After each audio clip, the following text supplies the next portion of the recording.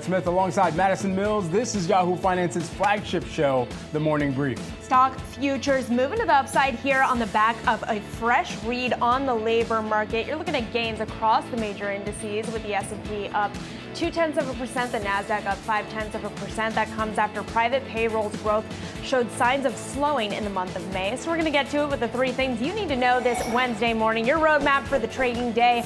Yahoo Finance's Jen Schomburger, Dan Howley, and Jared Blickery have more. Good morning. Investors reacting to that latest jobs data. Odds for a Fed rate cut this fall rising as softer than expected jobs data released this morning fueled hopes. The private sector ADP jobs report showed 152,000 jobs created in the month of May versus expectations of 175,000 on account of weaker hiring in manufacturing and leisure and hospitality sectors. This report coming ahead of the government's all-important jobs report due out this Friday. And Alphabet appoints a new CFO. The tech giant is tapping Eli Lilly's chief financial officer, Anat Ashkenazi, who will put an end to her 2-decade-long relationship with the pharma giant to take on the role of CFO and senior vice president at both Google and Alphabet, effective July 31st. Alphabet has announced that its current CFO, Ruth Porat, will start a new role as president and chief investment officer next month. And we're watching shares of Hewlett-Packard Enterprise. The stock is surging 15% in the pre-market trading after seeing a strong revenue performance in the second quarter, driven by strength in HPE's AI server sales. HPE also issued optimistic guidance for the full year on the back of its results. Stock is expected to post its best trading day since 2016.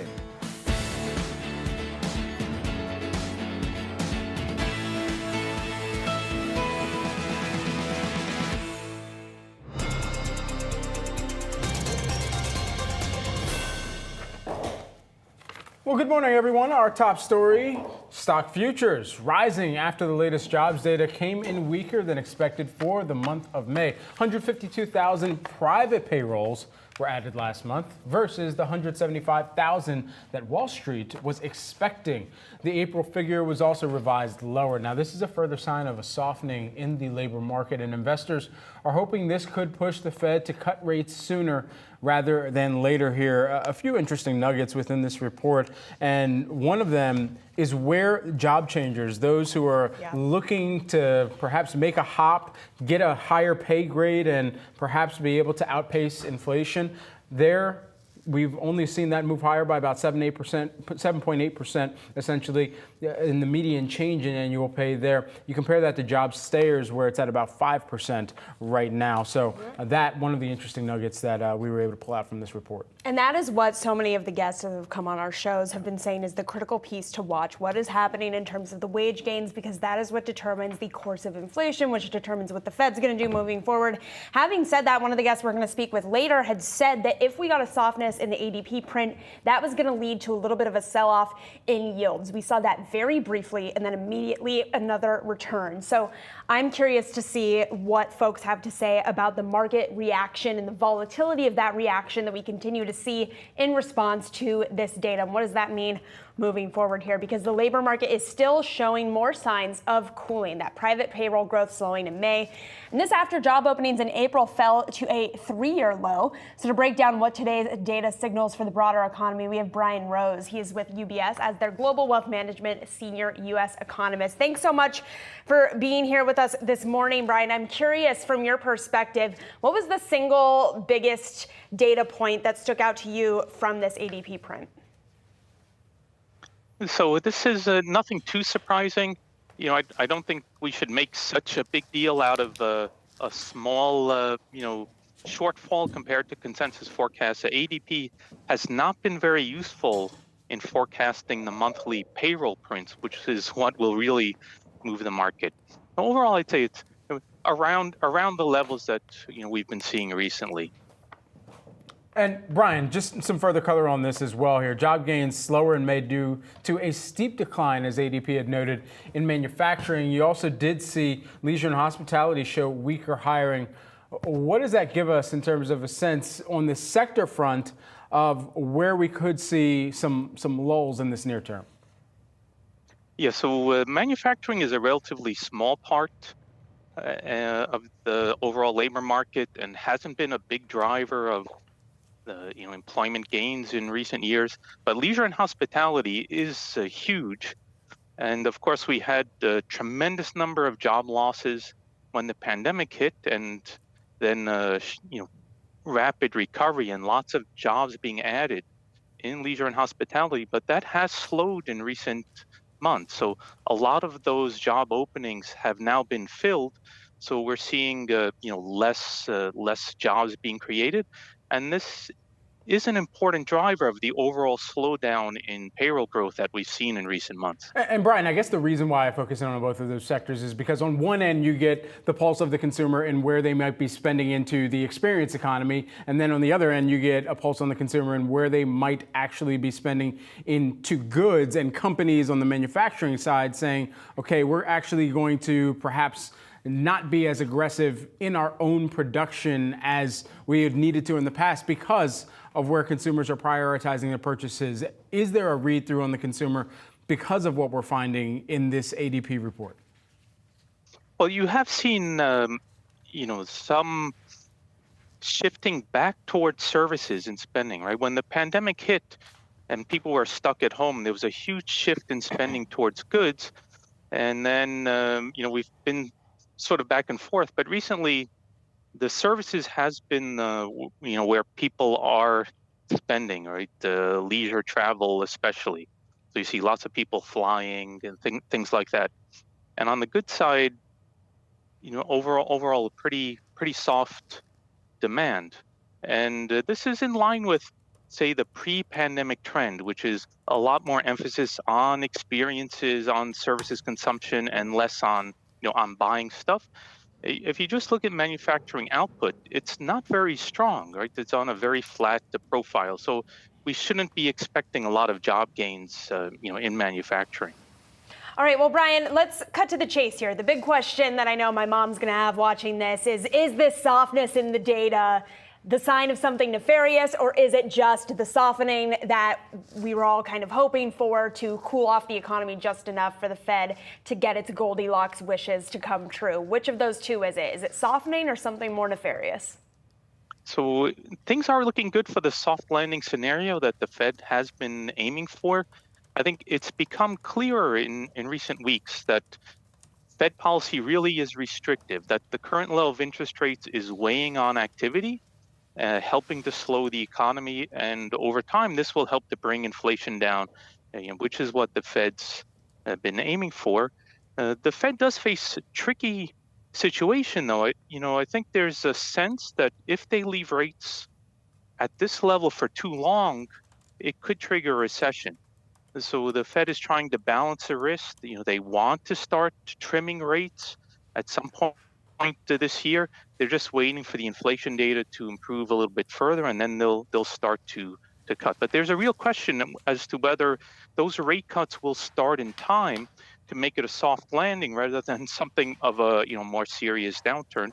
And there are some downside risks. If inflation stays sticky and the Fed has to delay the rate cuts, then the downside risks will build. All right, good notes there and great perspective. Brian, thanks for joining us ahead of the opening bell here and on the back of this ADP print where the national employment report showed private sector employment increased by 152,000 jobs, weaker than expected. Brian Rose of UBS, appreciate your time. Thanks very much. Certainly. Let's switch gears here. Alphabet appointing a new CFO, Chief Financial Officer. The tech giant is tapping Eli Lilly's Chief Financial Officer, Anat Ashkenazi, who will put an end to her two-decade-long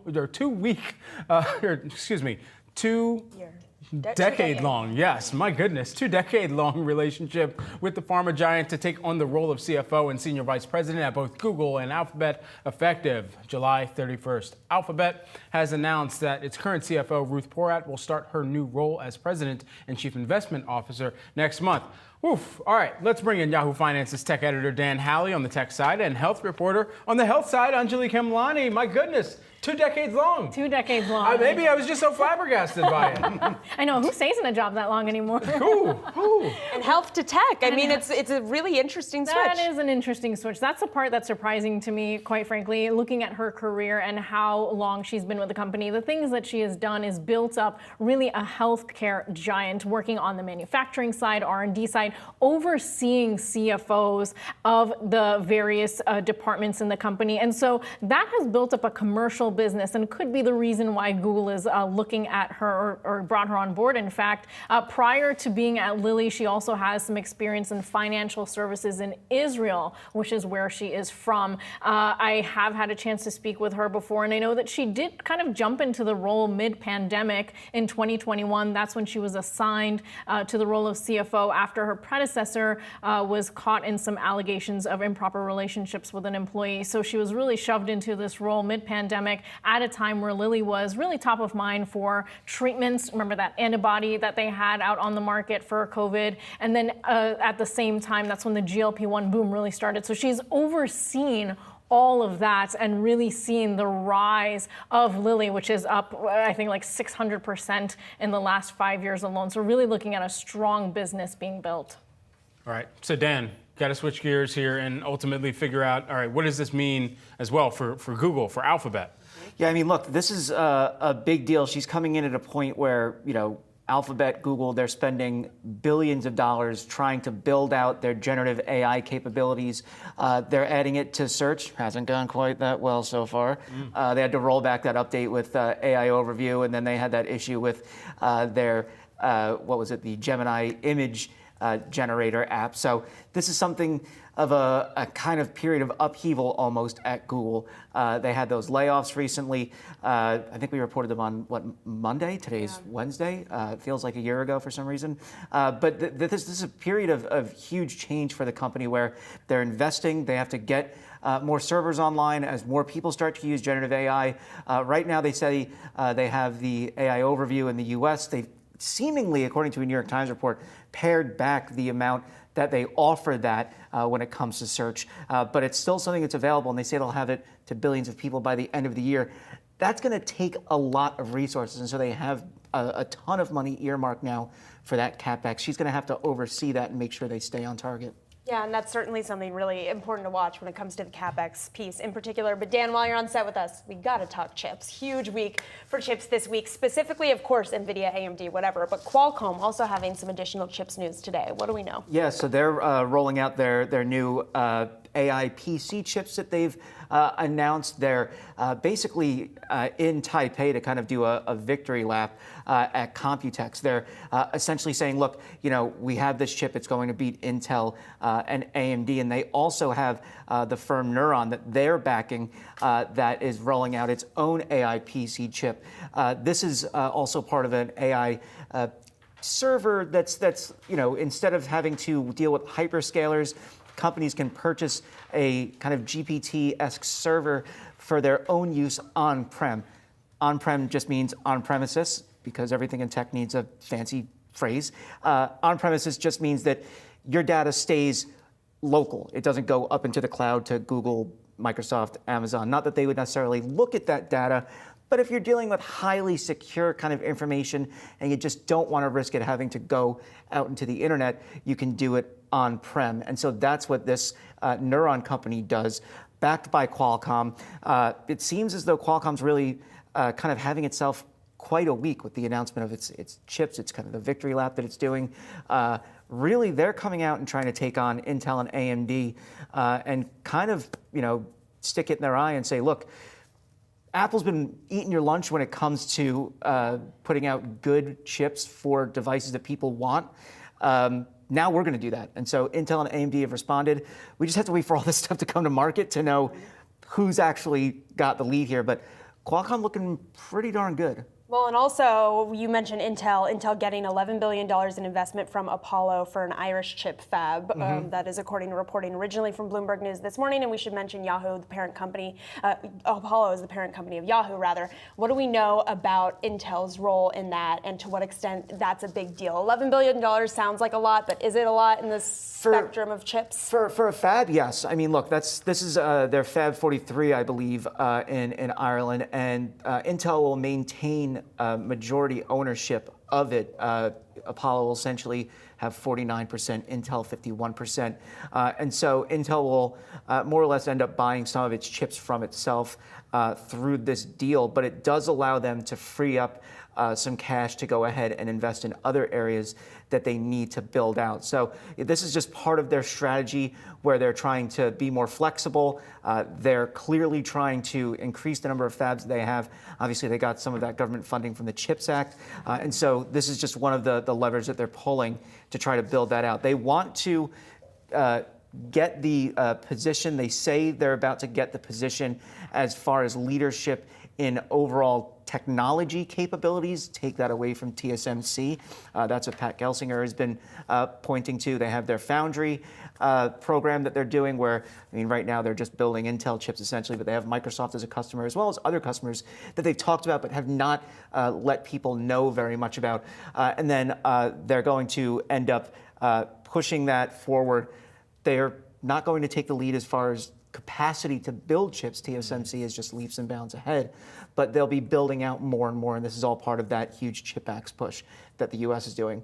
Turns out every other country is doing it as well, though, so we'll have to see how much of an edge that gives the U.S., if anything, but it should increase our capacity overall. Really good point, Dan. Thank you so much for joining us, and Anjali, thank you as well for joining us on the breaking news this morning. We appreciate it.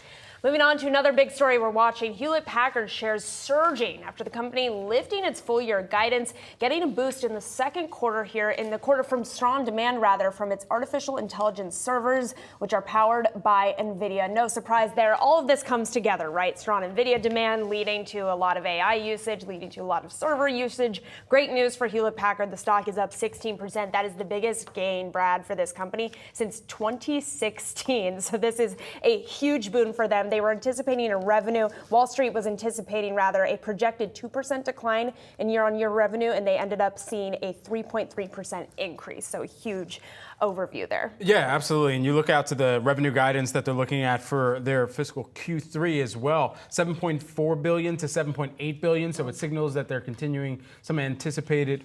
anticipating some continuing growth there. They also, in that AI systems revenue, they saw that more than double sequentially to over $900 million. So that a massive figure as you think about how many consumers of the HP enterprise solutions are really trying to figure out how they can best implement a AI strategy, whatever that may look like right now. And so HPE certainly benefiting from that. But I mean, this still comes back to the server revenue business here. $3.9 billion of that $7.2 billion total figure for the quarter. And it starts to paint this picture of a kind of non-ending ability of demand to continue to go up and up and up. And when there's not necessarily going to be continued supply. So HPE, Supermicro, Dell, so many of these companies that are going to benefit from the AI server rally. Supermicro really outperforming those names that I just mentioned, and HPE kind of just getting in the race here. When you look at those stocks year to date, really HPE underperforming the others, but this could be a sign of more growth to come for the company. And just some brief color from the call. Antonio Neri, CEO of the Enterprise AI Demand, well, HPE CEO Antonio Neri, who actually we're going to have a discussion with. I'll tease that in a hot second. Anyway, on the call, he talked about three segments that are essentially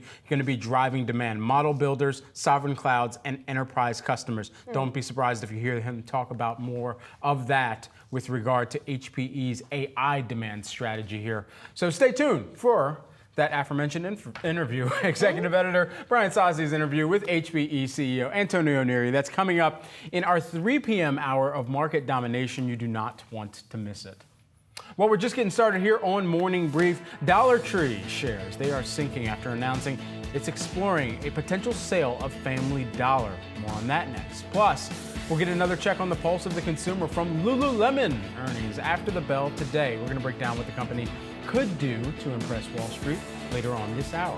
plus a leadership transition at Alphabet. As we were continuing to really evaluate here this morning, you can stay tuned for our 10 a.m. hour of Catalysts, where we'll speak with an analyst about what investors need to know, and we'll give you an update on where the stock is moving post that announcement. Stay tuned. Deep Tease, you're watching Yahoo Finance.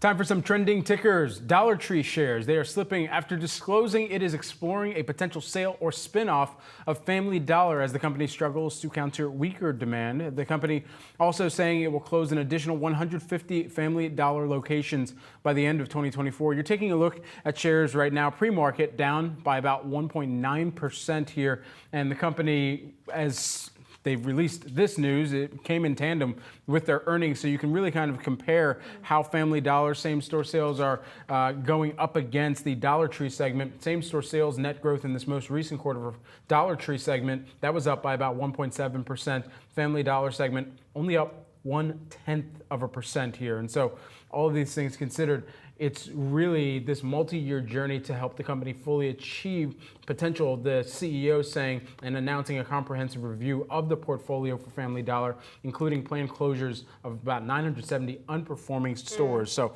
this kind of continues in trajectory with what they had already announced there. Yeah, it's tough. And the story behind a company like this, as you talk about so much on your show Wealth, Brad, is that this could be a sign of a consumer segment in this economy that is really starting to crack under the economic economic conditions. Now, just because that might be a lower income consumer, we may not be seeing it in the broader economic data that we break all the time, but these earnings give you a really good insight into which segments of the economy are starting to crack, and this could be a sign that that lower income consumer is starting to crack. Now, from the stock perspective, we are getting some analyst notes in bullish investors, according to Vital Knowledge, pointing to decent EPS and margin performance in Q1 for this name here, but the EPS forecast trimmed only because of tornado damage. That is according to the company. The question is, why are other companies not reporting similar damages there? So remains to be seen how much that is going to impact Dollar Tree moving forward. But another company name that we're watching in the consumer space, Campbell's Soup.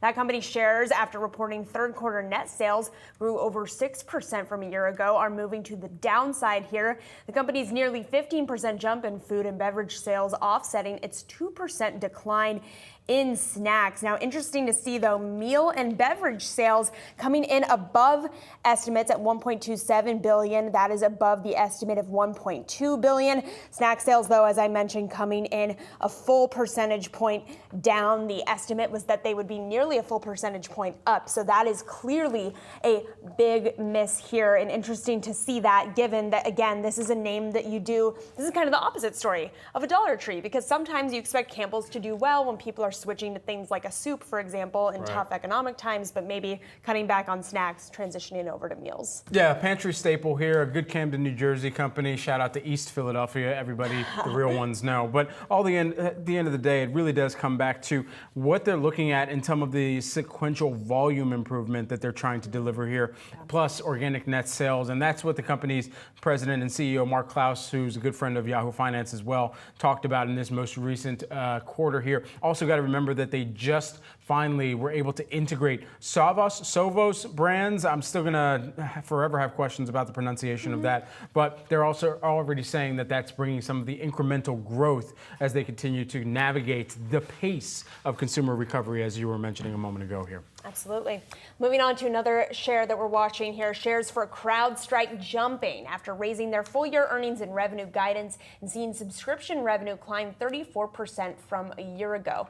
Now, this cybersecurity company also giving better than expected forecasts for the second quarter here. We are starting to get in some analyst commentary. I think this is really interesting from Morgan Stanley. Yes, they say that they delivered another strong Q1 beat amid a tough spending environment. It was funny hearing the analyst quotes from this call. Constant people just saying, congratulations, you're doing great, despite the fact that everyone else in this area is doing poorly. So lots of compliments for the CEO on the call, which was interesting. But Morgan Stanley pointing to an upcoming catalyst for this name, the potential S&P 500 inclusion announcement, which is coming up on Friday, which I had not necessarily priced that into the CrowdStrike story, the importance of getting that inclusion in the S&P moving forward. So that'll be interesting to watch. Some big targets for this business, too. Profitably scaling the business to $10 billion in that annual recurring revenue and beyond here. Looking forward, that annual recurring revenue currently sitting right now at about $3.65 billion as of the end of this quarter. So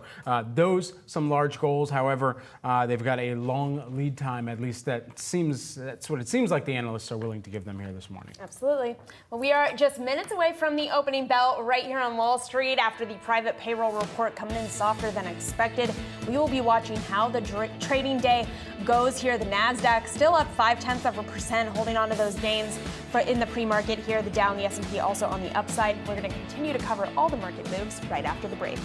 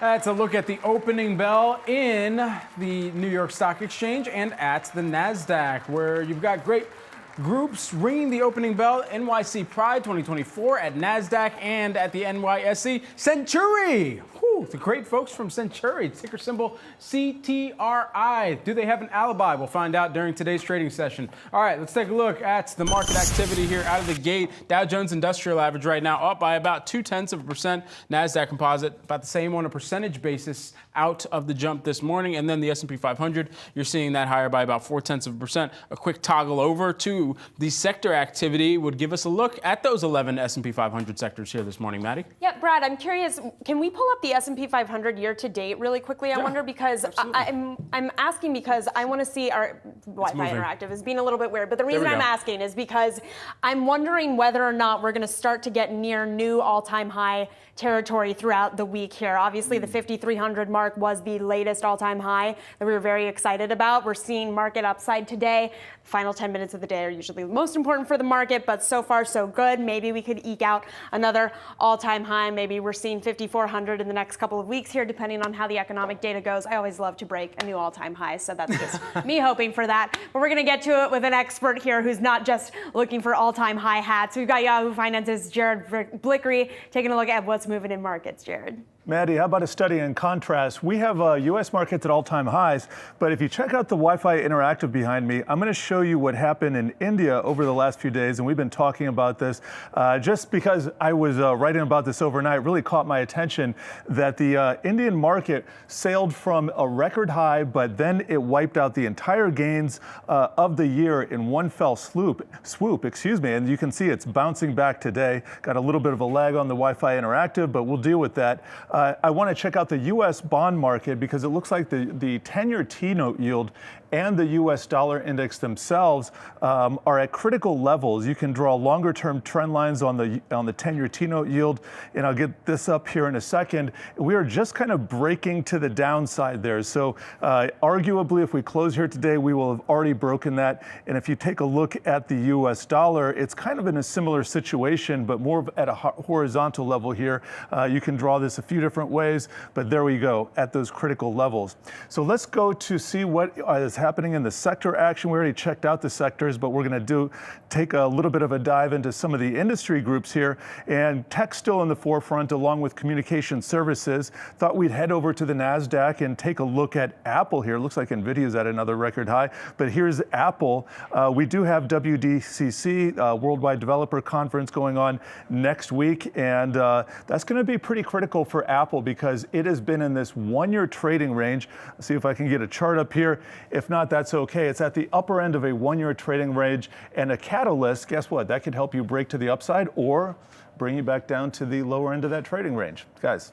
All right, Jared, thank you so much, as always, for breaking down all things global stocks for us. We appreciate it. Now, major indices here in the States in the green still, as investors are digesting the latest private payroll data coming in softer than expected. We're seeing continued moves to the upside ahead of the market open. The Nasdaq up just 0.4%, now pushing over 0.7%. The S&P nearing 0.4% of gains as well. All three indices are climbing here after a slew of weak economic data. So to break down what investors should be watching in today's trading day, we've got Michael Arone. He is State Street Global Advisors Chief Investment Strategist here. Michael, great to speak with you. How excited should I be about a potential new all-time high as I'm looking at these markets continuing to move to the upside this morning? I think you're going to be getting fitted for another record-breaking hat. So I think ultimately what's happening here is you can see that tech continues to drive earnings growth. Just look at what's happened in the last couple of days. Hewlett Packard Enterprises, CrowdStrike, excellent results, driving technology. Then you go to today, Campbell's Soup, Dollar Tree, somewhat kind of differentiated from that standpoint, struggling a little bit. So tech continues to drive earnings growth. It continues to drive the market higher while the economy cools, inflation cools, and now all of a sudden 10-year yields are falling. This is exactly what the markets were hoping for and what they want to drive markets higher. So what's the last thing the markets want to see right now? I think that we're really flirting, Brad, with this notion of it's a kind of a game of chicken.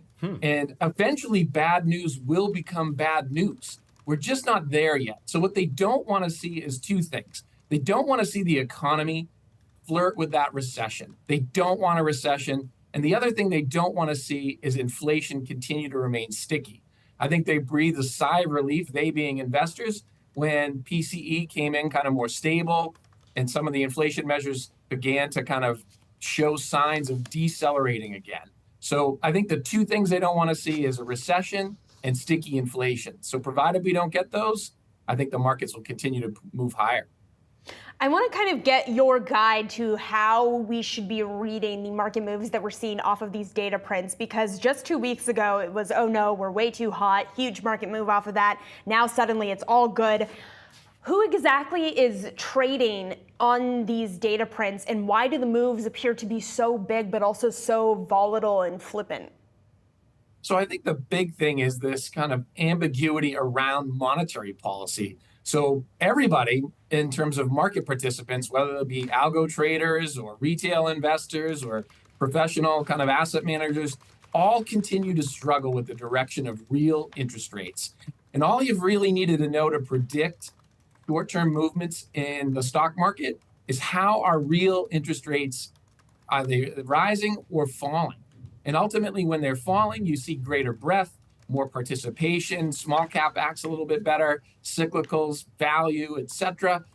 Ultimately, when real rates are expanding or increasing, it tends to be more reliable growth, more of your Mag 7, more of your tech names, and you see a little bit more downside volatility. I think that that's really been the key to market action for a while now, the ebb and flow in real interest rates. Well, one of the other keys to market action is the AI hype. That's taken a hold in the markets, specifically semiconductors. They're up around 21% year to date. Do you think this momentum can continue?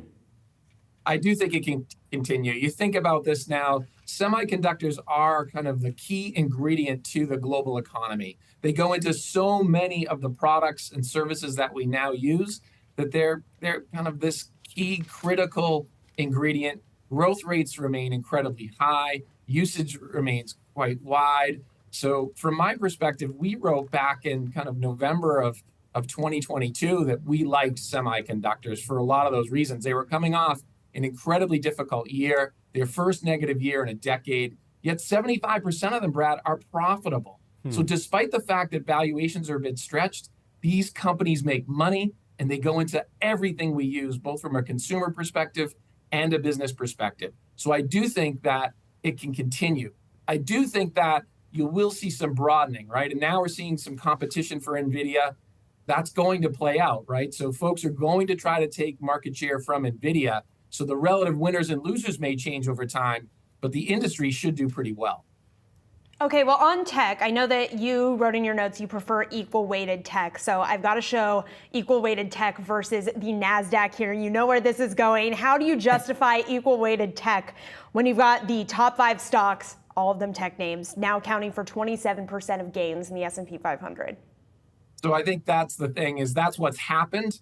We want to understand what could happen going forward. So if you believe that inflation will cool, the economy will still expand, ultimately, we won't enter recession, that kind of so-called soft landing, and interest rates and real rates will begin to fall, you should see a broadening of the market. And so ultimately, we should see greater participation, not only from the broader market, but also within tech. So I think that from that standpoint, I think that would be helpful. I think Jared, just before this segment, was talking about Apple. Sequential revenue growth in Apple for the last several quarters has been declining. And ultimately, the stock has struggled to move higher. So I think from my viewpoint, you want a broader kind of exposure to tech companies that are growing more reliably.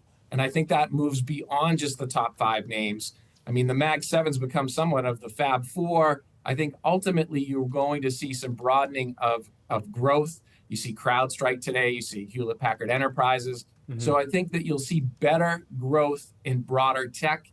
Therefore, you want some equal weight. You mentioned Apple and WWDC. That is going to be the next major event for that company. And it's really going to be a critical kind of nexus or question mark of when consumers can expect some of this game-changing technology in generative AI to make it to their fingertips and what kind of staying power it has. how much of that kind of mindset is also needing to play into the trading thesis around it as well and the broadening? Absolutely. So I think that we really need to move kind of from AI, the possibilities to AI, to the practical implications of AI. And I think Apple is going to be kind of a key figure in how that plays out. So they're looking to adopt AI technology within consumer products as quickly as possible. But there is some element of a lagged effect. In fact, Bill Gates has this quote around the notion that as it comes to new technology, we tend to overestimate what can be accomplished in a year, but underestimate what can be accomplished in 10 years. I think that kind of rightfully explains where we are in AI. And that's why I think the early builders of the infrastructure, the foundation, are the winners. But what I expect, Brad, going forward is that those that through trial and error figure out how to use it more effectively, more profitably, either kind of from a growth perspective or from an operating efficiency perspective, those will be the winners. And I think right now, as you point out at the conference, and ultimately kind of from what Apple's trying to figure out and others in consumer products, once the winners and losers will become more evident as we move forward. Well, using that Bill Gates quote as a measuring stick, I still have 3 years left on the clock for the number of blockchain mentions we had back in 2017. Michael Aroney, who is the State Street Global Advisors Chief Investment Strategist. Michael, great to see you this morning. Thanks, Brad. Thanks. All your markets action straight ahead. Stay tuned. You're watching Morning Brief.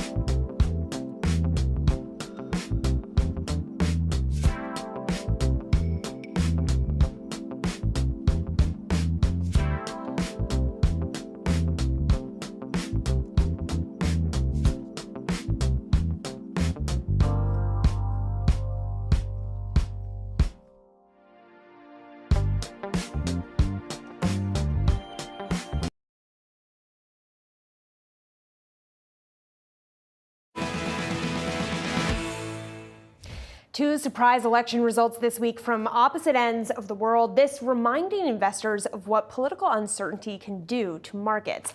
In Mexico, Claudia Sheinbaum becoming the first female president there, winning in a landslide election on Monday. The presidential win was expected, but the surprise coming as her party nearly obtained a supermajority in Congress. Mexican markets roiled on concerns over that unexpected outcome. Meanwhile, over in India, Prime Minister Narendra Modi won a third consecutive term. That was priced in, but it was a much tighter general election than anticipated. So as a result, Indian stocks plunging in its currency, the rupee experiencing its most volatile session in over a year here. Now, emerging markets struggling as the SMCI Emerging Market Index is on track for its steepest fall in 7 weeks off of all of this news. So to break it down, we have Patrick Zweifel. He's the chief economist at Pictet Asset Management. Thank you so much for being here with us, Patrick. Now, I'm curious, over half of the world's global leaders are up for re-election this year. So this is only an issue that's going to continue to be on top of investors' minds. How much volatility should folks be pricing in because of these elections? Yes, so first, thank you for having me. And you're absolutely right at pointing those two major elections in the M space. And so our global view would generally be that, we focus less on the immediate implications of the elections and more on the fundamentals and what could be the impact of those elections on precisely those fundamentals that, in our view, remain strong in both countries that you mentioned. If we just take, the Indian example, for example, we do think that, the immediate reaction is overdone because, there are various conditions that people and foreign investors tend to underestimate in India. One of the first elements is that main game-changing policies that had been implemented in India in the early 90s were done under government coalition. The second one is that India is a very federal structure and with most decisions taken at the state level.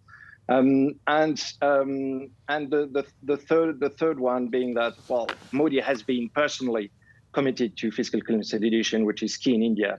So we don't think that policy's priorities have changed much, and we remain very structurally positive on the Indian markets. To talk about India. It's excellent insight, Patrick. And when we think about the global elections, is there any one election that jumps out where there could be a massive pivot or continuation in some cases of deglobalization that could then provide even more inflationary pressure? Right. On that aspect, I do think that regarding deglobalization itself, I think it's essentially happening on goods, as we know. So with the risk of having more import tariffs and trade wars globally. So this is happening. But at the same time, I think we do have a much bigger force at work, which is the globalization of services that's taken place, with more and more, service jobs being telemigrated and then taking place in the sphere.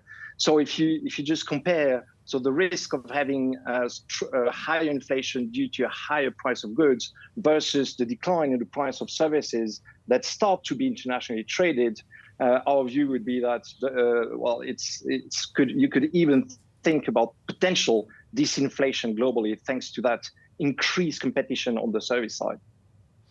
Well, I guess I still am stuck on how investors should price in the volatility, Patrick. And I know you're looking at it from an economist perspective, but give me a sense of what degree of economic volatility we could be seeing, particularly in the U.S. due to these elections. Obviously, we're heading for our own election here. But sticking with the global perspective here for a second, to what extent could the global re-elections that we are seeing across the world start to impact the U.S. economy at all? And what would that look like? Right. We can take one example again in the M space. So we had South Africa, for example, which was also a surprise in terms of the result of the election. And again, what it creates, because we didn't have a clear majority there, and we will have a few weeks of uncertainty, before having a correlation, and therefore, of course, that leads to more market volatility, rand depreciation, etc., and putting the rand under pressure. So for the US, again, the volatility will come from its own election, as we all know, and with high uncertainties there, and with potential very disruptive policies that could be implemented by having Trump for a second term. And this is again the main risk for global volatility. But I do think that it's extremely likely to come more from the US than from the rest of the world. You know, it's interesting here as we've got a fresh decision out from the Bank of Canada that's reduced their policy rate by 25 basis points. I mean, these are some of the broader things that you discuss and that you write about in your column as well. What did you just get your reaction to this decision out of Canada? Well, I'm not covering Canada myself, but my colleague was expecting that move. I think we do think, you know, globally all central banks are facing pretty much the same kind of business cycle. So what we do have on one side is inflation that remains rather sticky due to price of services that are rather sticky, and on the other side we do have an economy which like in the US remain resilient, but with strong demand on services that we would generally expect to soften, so reducing that pressure on service inflation. And therefore what central banks should actually look at is how tight they are in real terms, and maintaining that restrictiveness sufficiently long to make sure that indeed we do have inflation going back to target.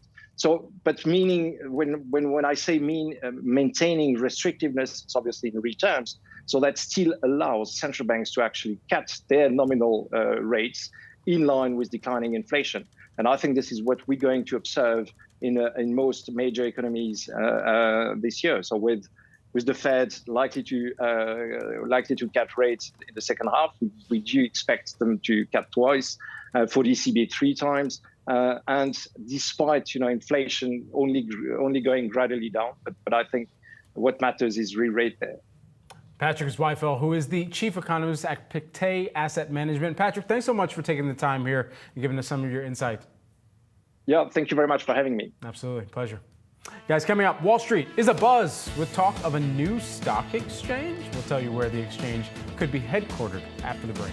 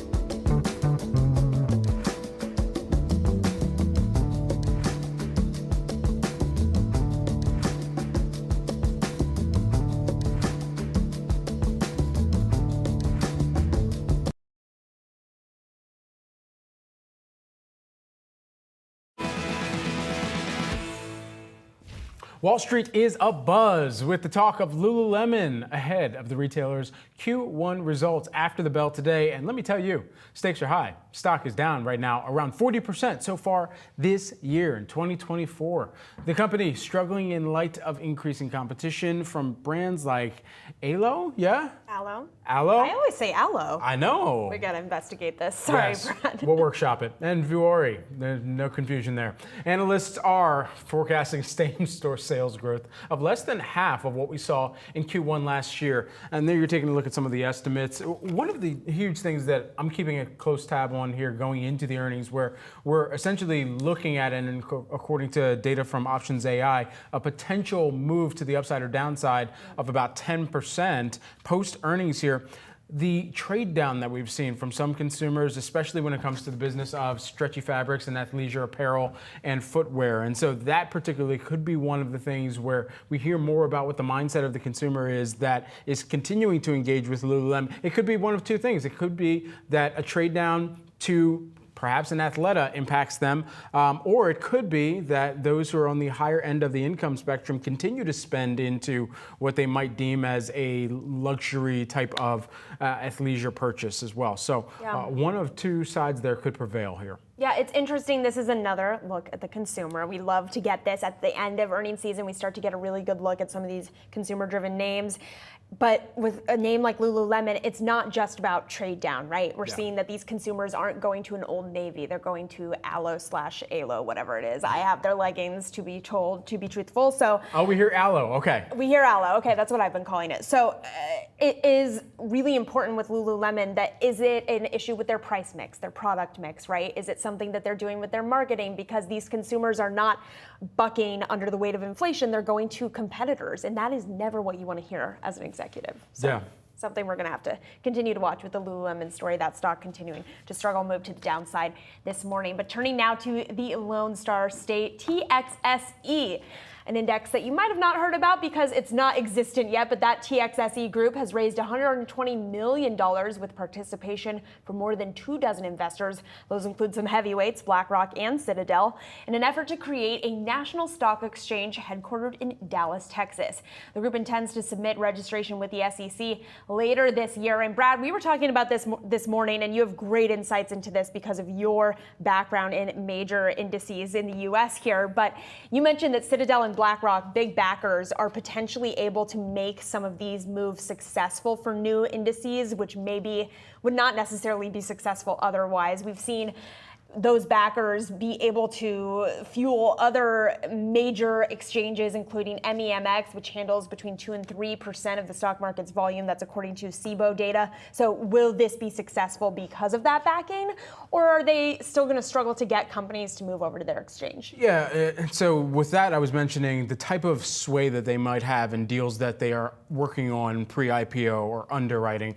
There's also, of course, the remembrance here that it's not just the New York Stock Exchange and the Nasdaq. In fact, the New York Stock Exchange wasn't even the first U.S. stock exchange. It was the Philadelphia Stock Exchange. And I will continue to remind everyone, as the native Pennsylvanian that I am, that it was the Philadelphia Stock Exchange that came just a couple years before the NYSE. However, it's the consolidation that we've also seen of exchanges in the past that also has added to the power that the NYSE and the Nasdaq had. The Nasdaq have acquired over years the Philadelphia Stock Exchange, the Boston Stock Exchange. These have all been strategic moves in order to make sure that even in the order routing, there's more flow that they can perhaps offload to different exchanges as well. So all of those things considered, it's not unheard of to hear of a new exchange, but this is more interesting when you have big backers like the ones that we're potentially seeing from Citadel and large institutions that are able to slosh some money around here too. And it comes down to the taxes and the fees. And can this new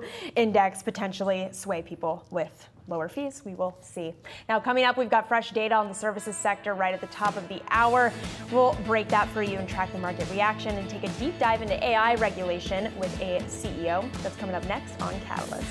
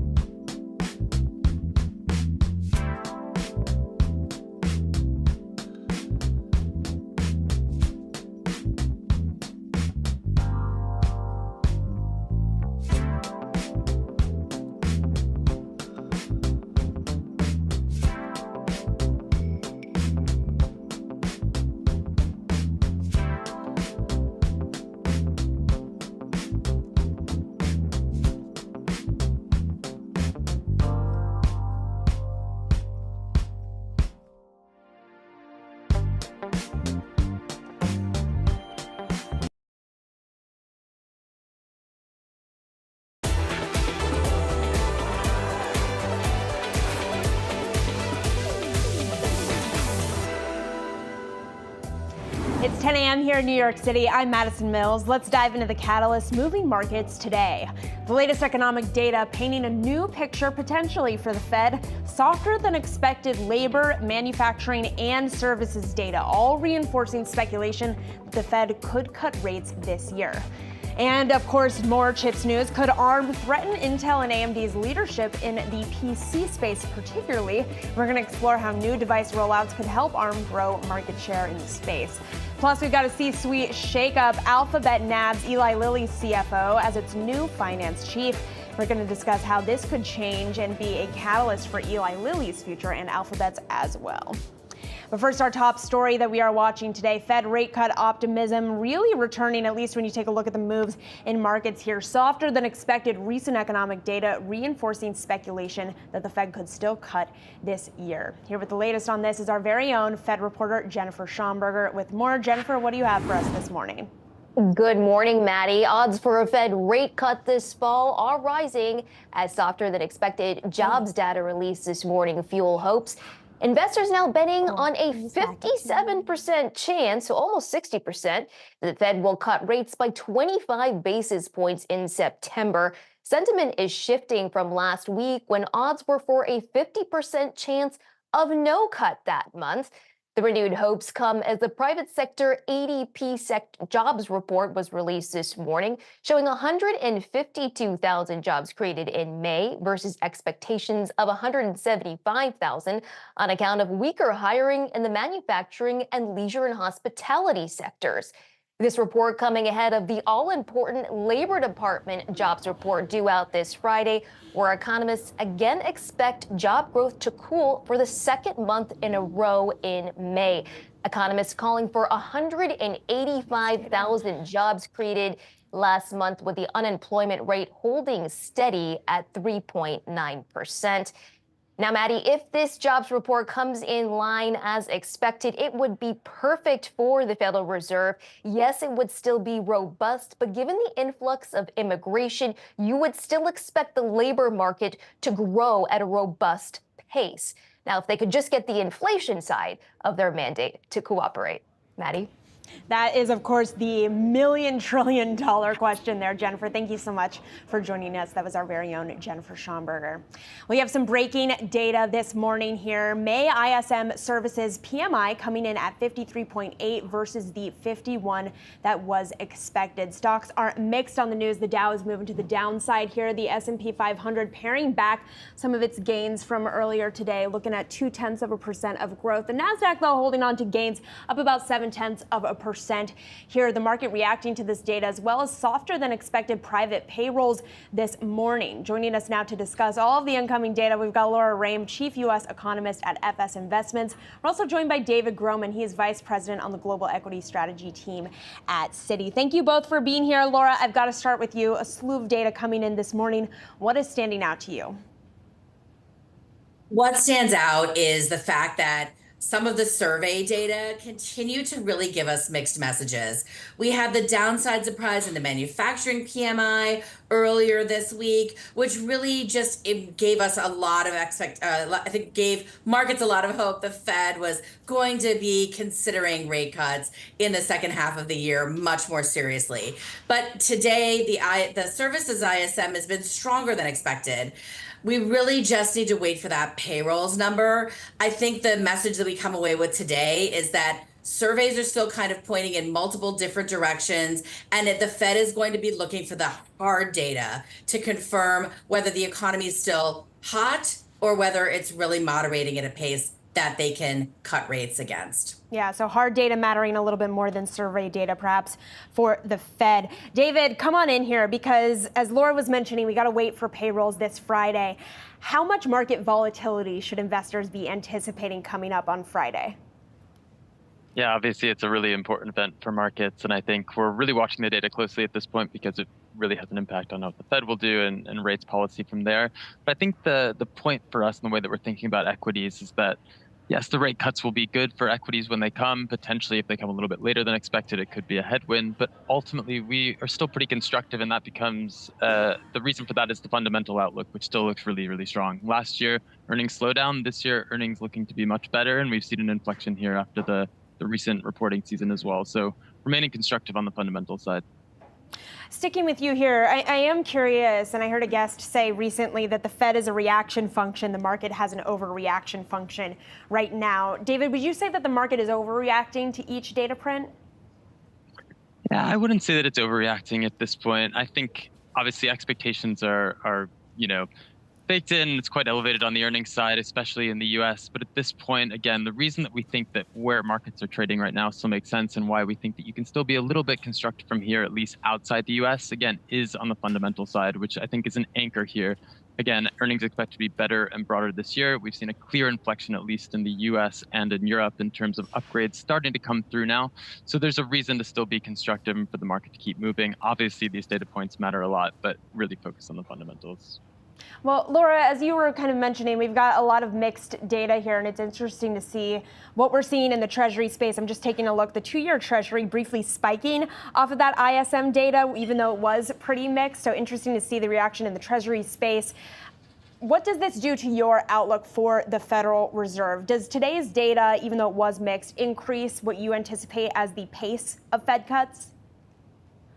Today's data doesn't really change my outlook, which is that the Fed wants to cut interest rates, that it may have trouble getting that done. We have the election calendar, which, while the Fed is independent, let's be honest, it actually does matter. And we have the fact that inflation is still stubbornly high. And finally, I think we've talked about fundamentals. That's really important. The economy today looks strong. That powers earnings in publicly traded equities, but it's also powering the rest of our economy. The 200,000 middle market companies that really are the big engine of the US economy and growth are looking good. So against that backdrop, there's no urgency for the Fed to cut rates. I think they want to get it done. I think it may not happen until after the election, and today's data doesn't really change my view of that. It's actually a good market right now. It's a good market right now, particularly in the last 10 minutes of the trading day, as I keep saying. David, how would you describe what the market is able to do right now? I keep saying that it is sort of just grinding out gains in that final 10 minutes of the day. What would your description be of what the market is able to do off of this mixed data? Yeah, I think when we take a broader view, I think the thing that's really important is where expectations are and kind of what the market is pricing in for those expectations, right? So if you look in the US, what our models are telling us is the market is pricing in sort of an earnings outcome that's actually above where consensus analysts are. So really there is this sort of beat and raise dynamic that is built into the price of US equities. So again, when we're talking about fundamentals, you really do need to continue to upside there. When we look at the rest of the world, European equities for certain, right? Like there are better expectations priced in than at the beginning of the year, but they're more in line with where analysts are. So I think the European market, rest of world equities, more fairly priced. In the US, you definitely are still looking for this beat and raise mentality. And obviously the economic data plays a role in how possible it is for companies to achieve that. And Laura, ending with you here, over half the market pricing in a cut in September. You mentioned the importance of the election, though. To what extent do you think the election bars the Fed from cutting in September? You know, when you look at the calendar, we are kind of running out of meetings. I don't think anybody expects them to cut in June. So it really puts the July meeting in focus. If they were to wait until September, that is the meeting before the election. And I think that does get a little bit tricky politically. Again, we would love to live in a world where that doesn't matter, but I think today we would be kidding ourselves to think that it doesn't matter. I think the Fed would like to either think of July or think of sort of after the election, and to really manage a rate cut in July, I think you'd need to see an unemployment rate above 4% and some really kind of low numbers on the inflation piece. I don't think we're going to get it, and I think to the extent that the Fed wants to cut rates, they're going to have to wait and do it in either November or December. Well, Laura, ending with you finally here, the Bank of Canada just cutting rates. The European Central Bank widely expected to cut rates tomorrow. I'm curious from your perspective what it means when we start to have a divided world when it comes to central banks cutting back on rates. What does that mean for us in the U.S.? It's certainly different. Usually the Fed is the leader, not the follower. But, it does, I think the Fed is aiming, the direction is dovish. They want to cut. It's just a matter of timing. So to me, this really just reinforces the positive fundamentals that are out there. If our economy does slow a lot, the Fed has room to cut significantly. The fact that they haven't just is really a reflection of the strong economy that are sustaining fundamentals for growth and for company earnings. All right, we're going to have to leave it there. Really appreciate you both joining us. That was Laura Raim. She is Chief U.S. Economist from FS Investments. Also, David Groman. He is Citi's Global Equity Strategist, joining us. Now, moving on to chips. Could we soon be seeing a new powerhouse in the AI chip market? That is exactly what ARM Holdings is hoping for in conjunction with Qualcomm. For more, we're going to bring in our very own Dan Howley. Dan, so much news on your beat constantly, but this week in particular, so much chips news. What do we need to know about this news specifically? Yeah, so ARM in particular is basically coming out and saying, look, we're going to be the kind of leader in AI PCs. This is a new category of PCs that kind of just got made up. Basically, it's companies like Intel, AMD, and Microsoft went ahead and said, look, generative AI is a big deal. Microsoft is implementing software into their platform, and so we need a way to market it, so we'll call it AI PCs. Microsoft kind of reconfigured that, and now they call it Copilot Plus PCs. ARM is moving in swiftly, though. Usually Intel, AMD, they're the launch partners for new kind of platforms like this for Microsoft. But if you look at what Microsoft did at its ahead of its Build conference, they used Qualcomm chips, ARM-based Qualcomm chips, to launch this new category of computers. And that's a big deal. That means that they have full faith in what Qualcomm and ARM can do. Now, this is the first time we saw ARM on Windows. The past few times, they've been a flop.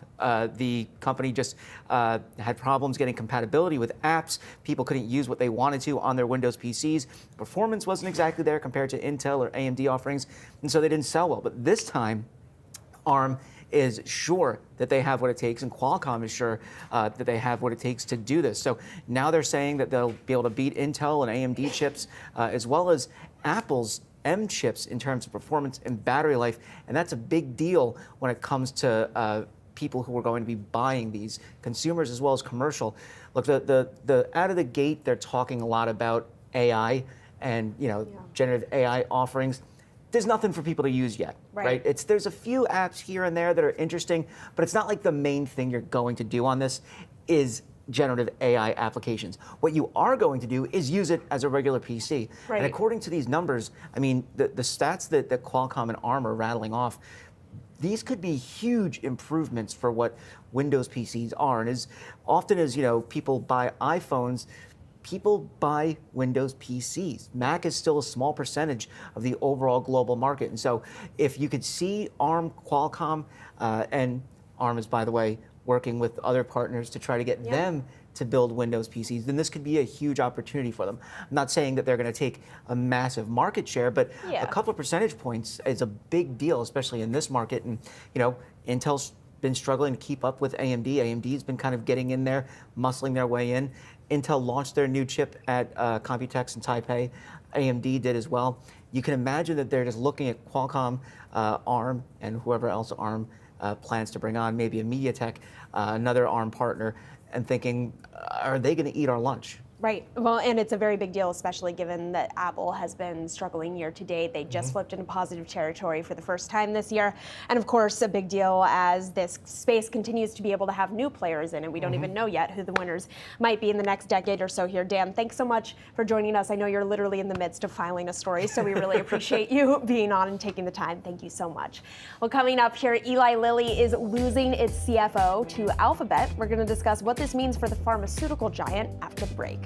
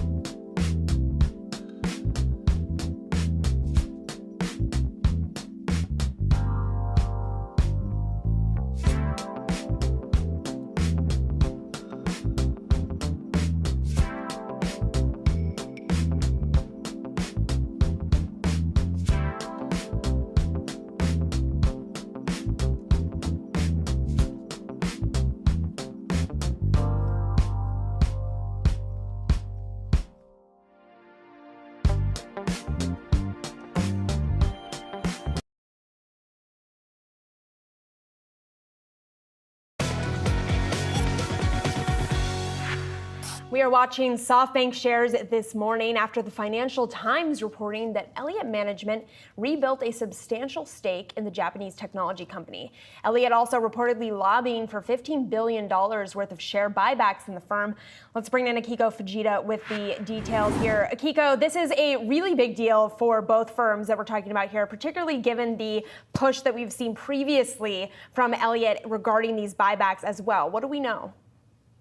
Yeah, no question about that. You talked to the stock move that we saw from SoftBank on the back of that. We saw shares overnight in Tokyo Trade also jump roughly 5% on the back of this news. The Financial Times reporting that Elliott Management's stake in SoftBank is worth roughly $2 billion. And the activist investor, according to the Financial Times, has already spoken directly with senior management over at SoftBank over the last several months, specifically, as you noted, pushing the company to launch $15 billion share buyback with the belief that will deliver an immediate boost to SoftBank's share price. Now, all of this, of course, comes at a time when we've seen that gap between the value of SoftBank's combined asset and its market valuation widen. And the company's coming off of a string of losses that prompted founder Masayoshi Son to go into what he described as defense mode, selling off some of its key holdings, including stakes in DoorDash as well as Grab. Shares of SoftBank Group, though, are up roughly 50% year to date. The 90% stake in ARM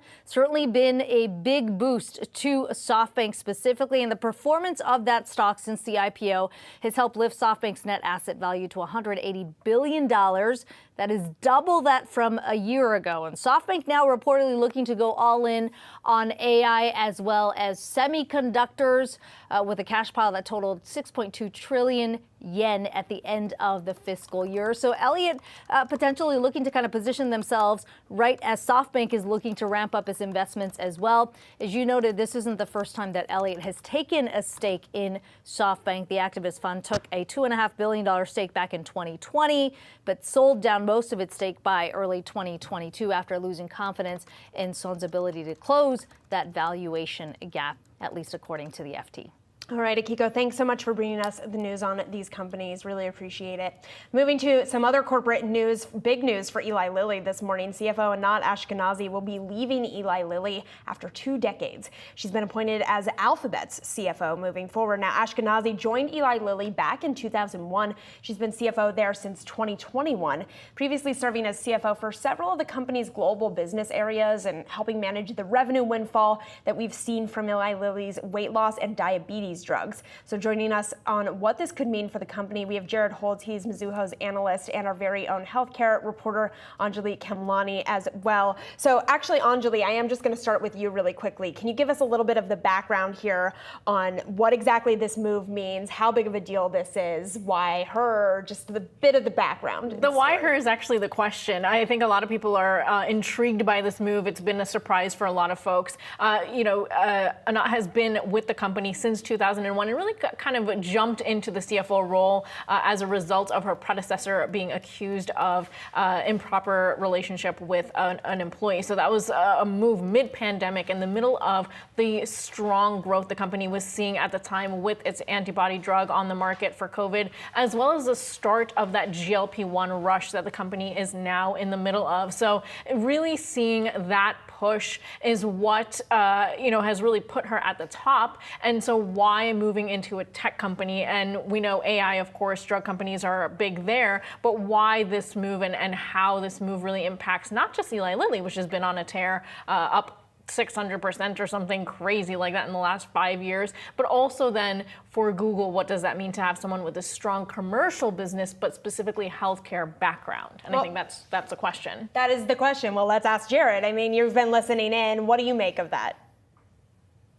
Yeah, thanks for having me. Yeah, it's a really interesting move. I think the one thing that I've kind of been thinking about and then talking to investors about this morning is the fact that it's so difficult to run these pharmaceutical businesses, and to see a stock with this sort of outperformance is very rare.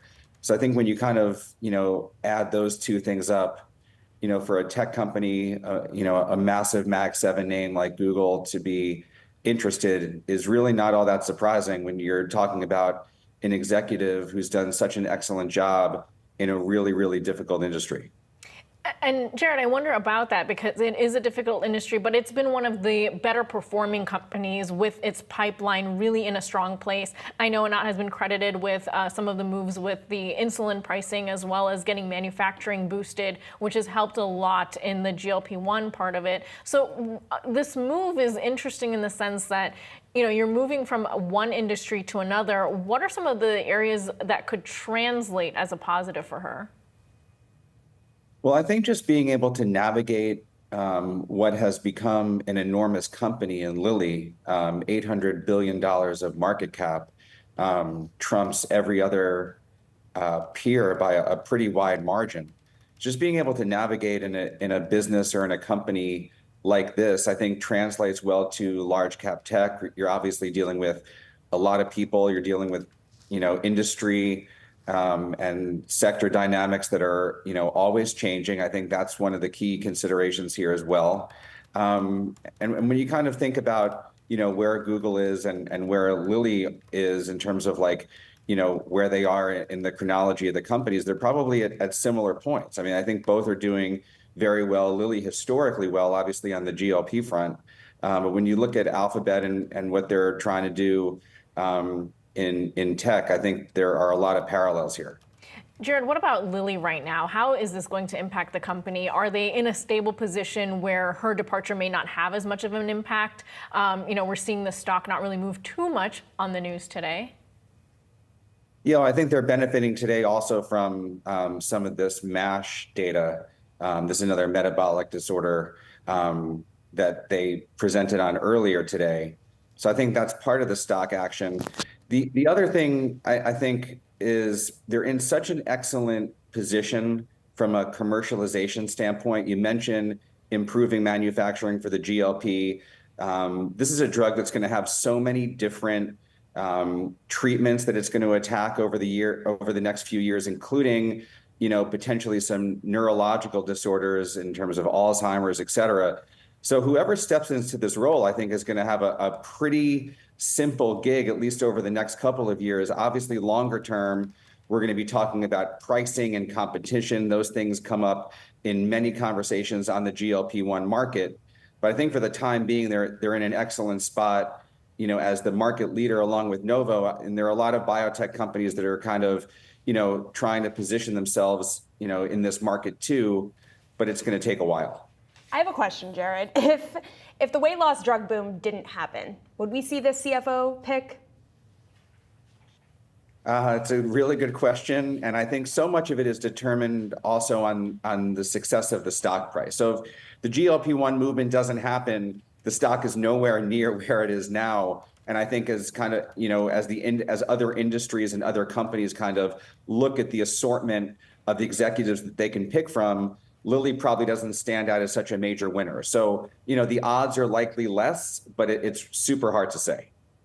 Right. It's like asking you to read a crystal ball in a different world, but I appreciate it nonetheless, Jared. Thank you so much for joining us. That was Jared Holtz. He's Mizuho's senior analyst, and of course, our very own Anjali Khemlani for breaking down this news with us. We're going to have all of your markets action ahead, plus a conversation about AI. So stay tuned for more. You're watching Catalysts.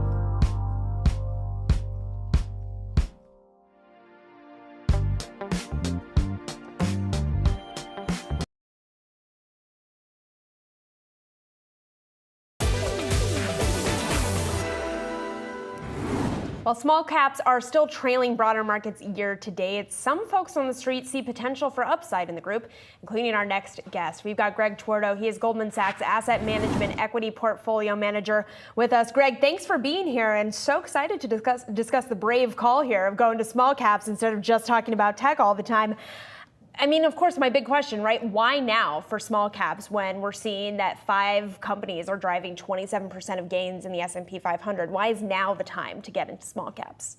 Yeah, it's interesting. As I was thinking about preparing for the shot, I was thinking about how the bond market is. The legendary strategist James Carville used to say the bond market is out there intimidating everybody. I'm paraphrasing, obviously, and it definitely has had that impact on small caps in the last couple of years. And it's been a very, very hard place to try to make money in the face of what's happening with the very big, the big caps and the mega caps out there doing what they're doing. I do think that there's a large catch-up trade that's in place that we will see as rate certainty starts to come into the picture. And I do think that we've seen previews of that, over the course of last year and this year. And if you look at some of the way the companies in the small cap space have been performing, some of our names who have reported good earnings that really kind of have great theme tailwinds that are out there have done quite well, even in the face of what's going on with the mega caps. Well, that's really interesting. You mentioned the treasury space, and of course the concern with small caps that you kind of talked about just there is that higher for longer is really going to impact small cap names more than large caps that are able to refinance their debt. Small caps don't necessarily have that capability. If the Fed does not cut in a timeline that is suitable for small caps, how much does that change your thesis?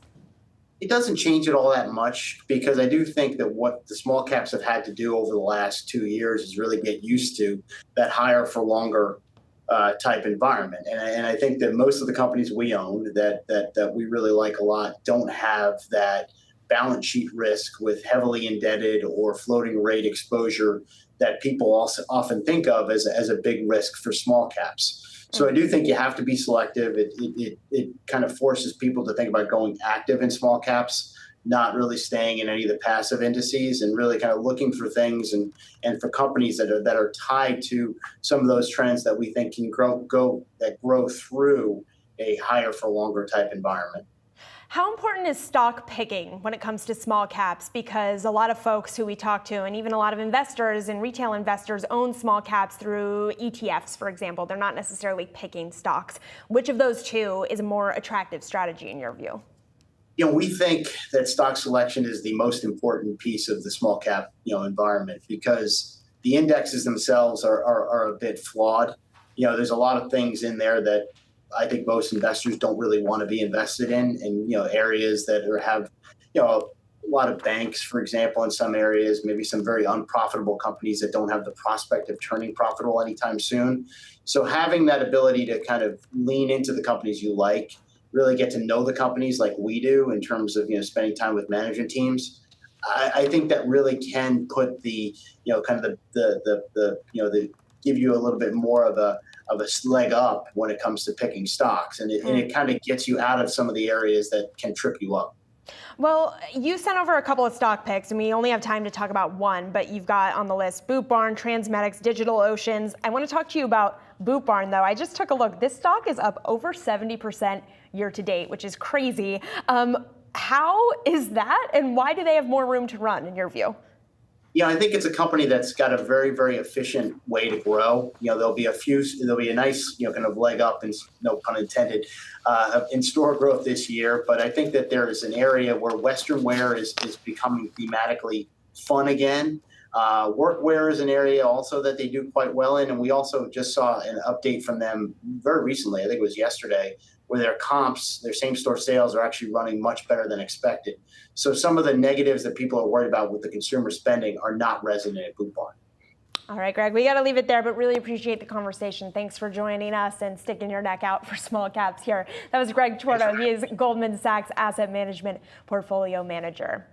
Now, coming up, a leadership transition for Alphabet. What is this going to mean for the future of the tech giant? We're going to cover all that and more after the break.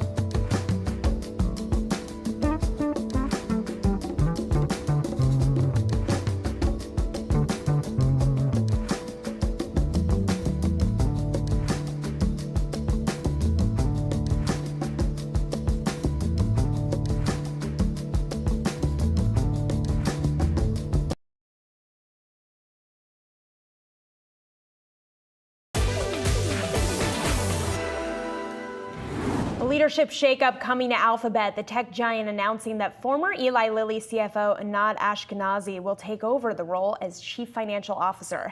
Alphabet has announced that its current CFO, Ruth Porat, will start her new role as president and chief investment officer next month. For more on what this could signal for the company moving forward, we have Justin Post. He is Bank of America's Securities Senior Internet Technology Analyst, and he is joining us live from Bank of America's Global Technology Conference in San Francisco. Thank you so much for being here with us, Justin. Talk to me about your reaction to this news coming out of Alphabet. I know that Google is under your coverage here. Are you surprised by the move, and do you think that it was a good one for them? Sure. I think, first of all, thanks for having me, Madison. Glad to be here. I think it was clears up an overhang. There's some uncertainty. It's taken longer than people expected to get a CFO. Obviously, someone with deep experience and experience with long product cycles, which I think works well for Google. So the stock's up a little bit this morning. I think not a big overhang on the stock, but clears up some uncertainty. And certainly someone with that kind of deep experience is probably good for the company. So I think that's how the street's taking it and how we're looking at it at this point. Obviously, someone outside of the technology area, so don't know a lot about her track record, whether she's a growth CFO or expense CFO. What is different this time versus when Ruth took over many years ago is the company's already on a good cost trajectory. They just beat last quarter, and part of it was expense upside. And they've been doing small layoffs this year. So the cost focus is already at Google at this point, which we think is a positive for the stock.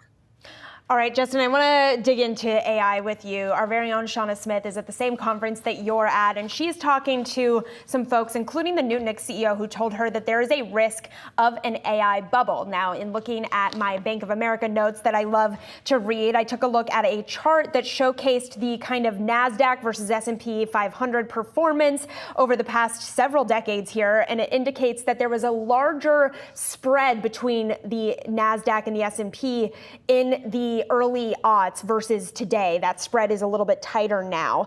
To what extent do you think that we are in two eras that are similar or disparate here when it comes to the concern about a potential tech bubble happening again?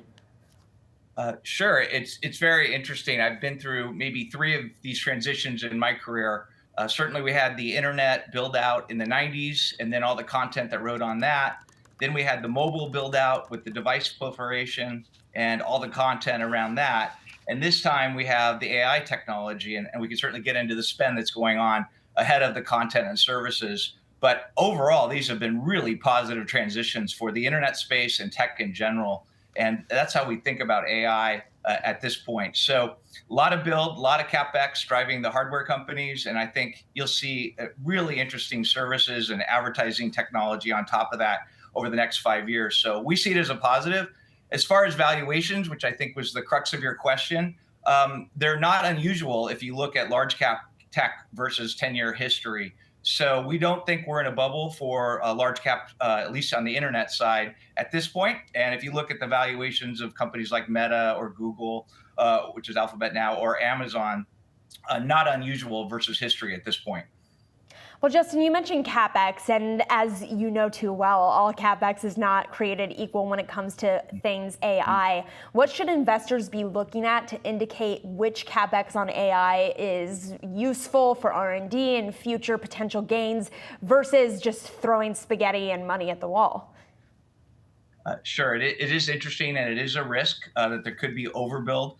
I think each company is making a smart individual decision.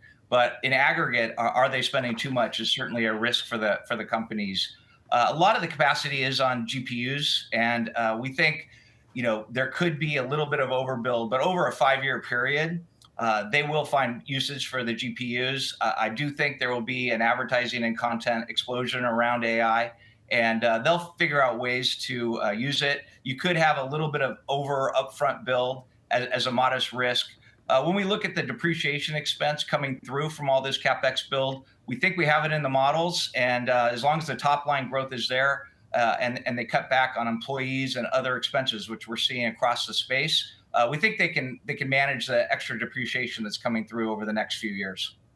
All right, Justin, also really quickly here, you cover Reddit. We've seen the meme frenzy obviously back. I'm curious, what kind of run do you think that has for this stock? And do you think it's going to drive Reddit moving forward, or is it going to be more about the business fundamentals for Reddit? Well, they certainly are an AI beneficiary.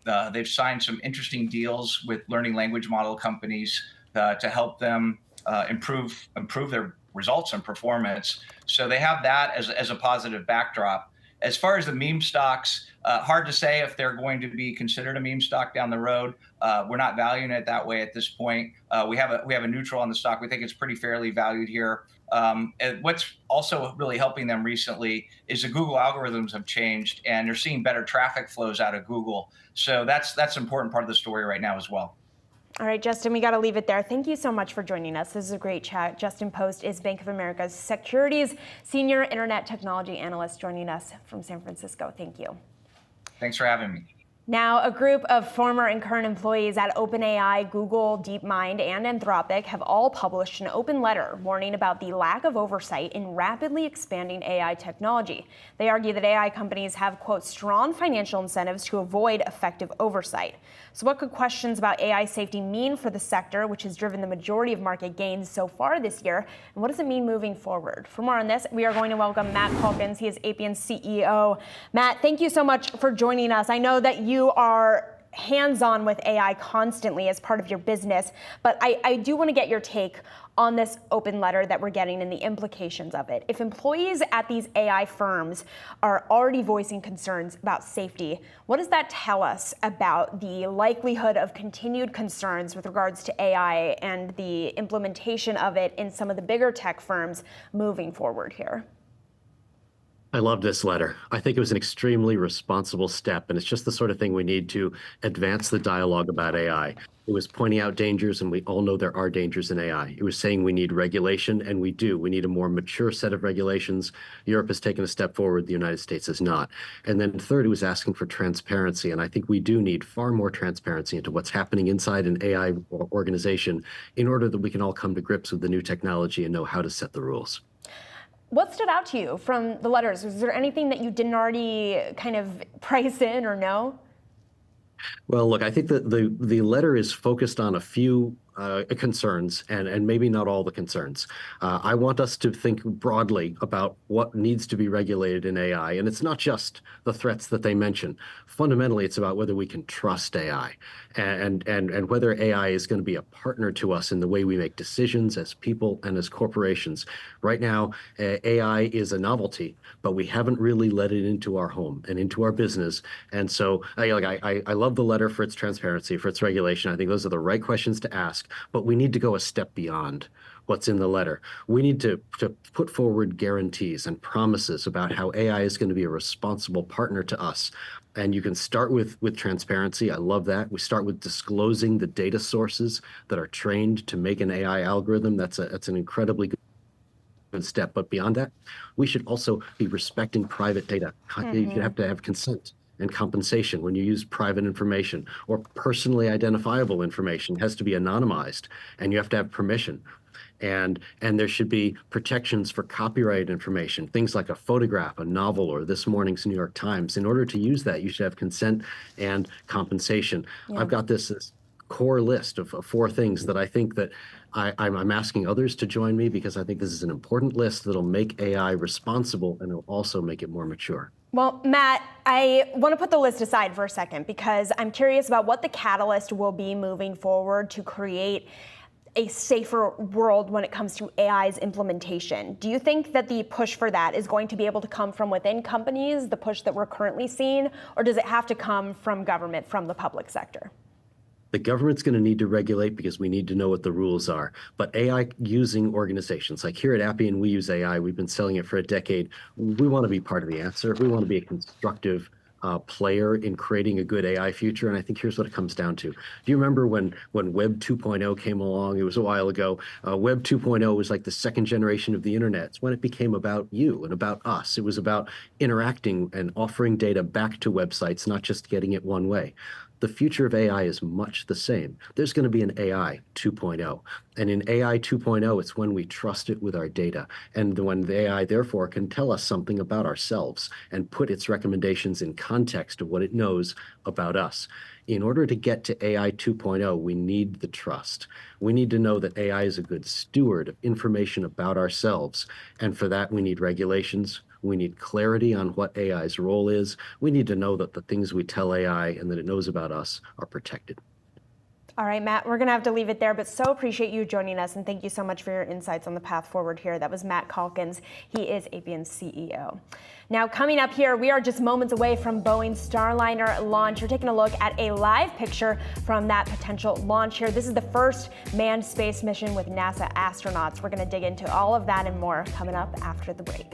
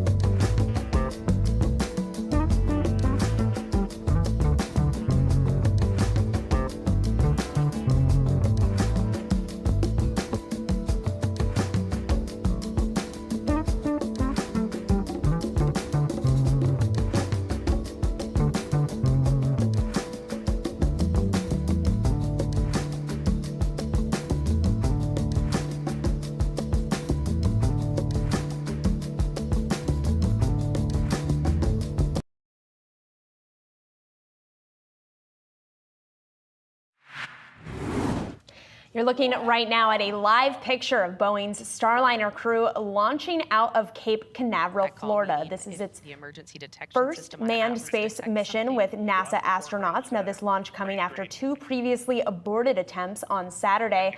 A launch attempt was called off because of a problem with one of the computers that provide ground support to the rocket. Now, back in early May, an attempt was called off because of an issue detected with the rocket itself. If successful, the two astronauts are expected to return to Earth in about 10 days. Now, you can probably hear the sound of voices speaking. Those are officials with NASA. You can hear that under this live shot of what will potentially be this Boeing Starliner launch. But Brad Smith is in studio with me to talk about this launch. Brad, I know we've been covering this for a while. You're a big space fan. We got to get you down there to Cape Canaveral next time. Oh, I'd love to. Who doesn't love the space? Look, you got two astronauts, two great NASA astronauts in there, Butch Wilmore and Suni Williams, safely secured in their seats ahead of the launch as of 9:08 Eastern Time. Here is the countdown. Let's listen in. 2, 1, ignition, and liftoff of Starliner and Atlas V, carrying two American heroes, drawing a line to the stars for all of us.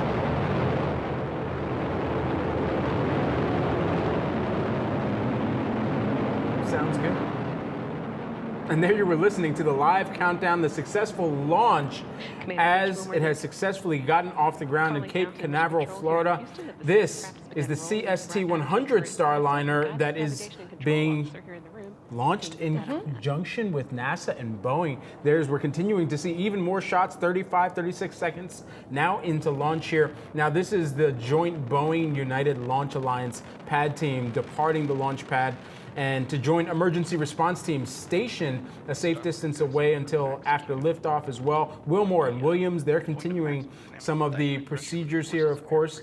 They have been leading up to this in coordination with the launch control teams in Houston and Florida as well.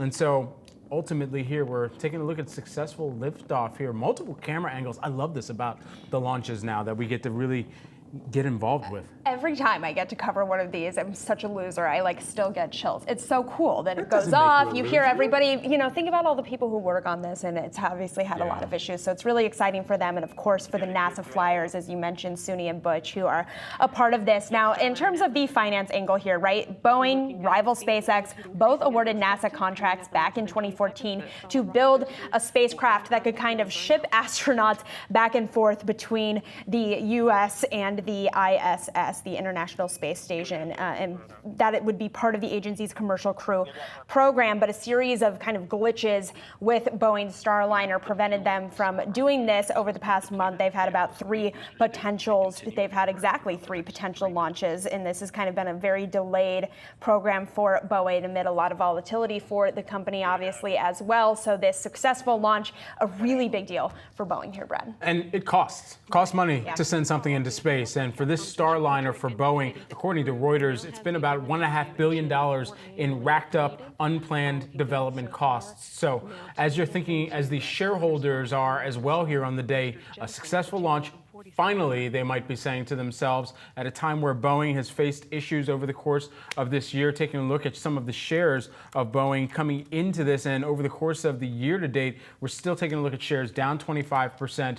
Launches like this, they sure do require a lot of capital. That's why they need many of the government contracts and the funding to come forward and able to kind of launch these in alliance as well to make sure that it lessens some of the blow. But when you have delays, that's when the costs start to get a little bit more unplanned and a little bit more volatile. And those delays have been about 7 years here, right? And in that amount of time, SpaceX was able to launch 9 crews to the International Space Station for NASA since the year 2000. But again, Boeing capsule lifting off in its first crewed space station mission, the first successful one for them. So very big deal for Boeing. That stock up, just up to the upside, about 0.1% on the news.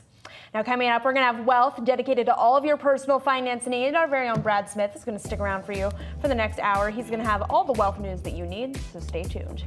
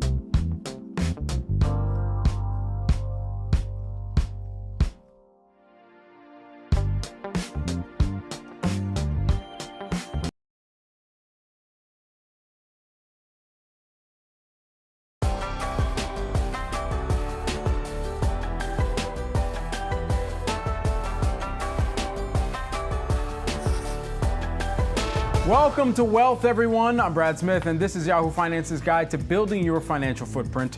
Our community of experts is going to give you the resources, the tools, the tips, and the tricks that you need to grow your money. Hey, on today's show, it's all about the softening in the labor markets. That might be good news for the Fed, but is it good news for you, the job hunter? We'll break it all down.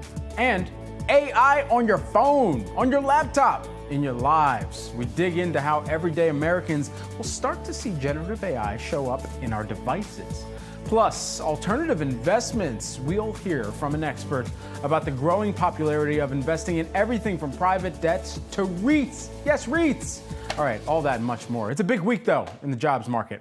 By the end of the week, investors will have 4 reports to digest. JOLTS, ADP payrolls, jobless claims, and the big jobs report from the Bureau of Labor Statistics. And today, we're evaluating brand new private payroll numbers from the ADP National Employment Report.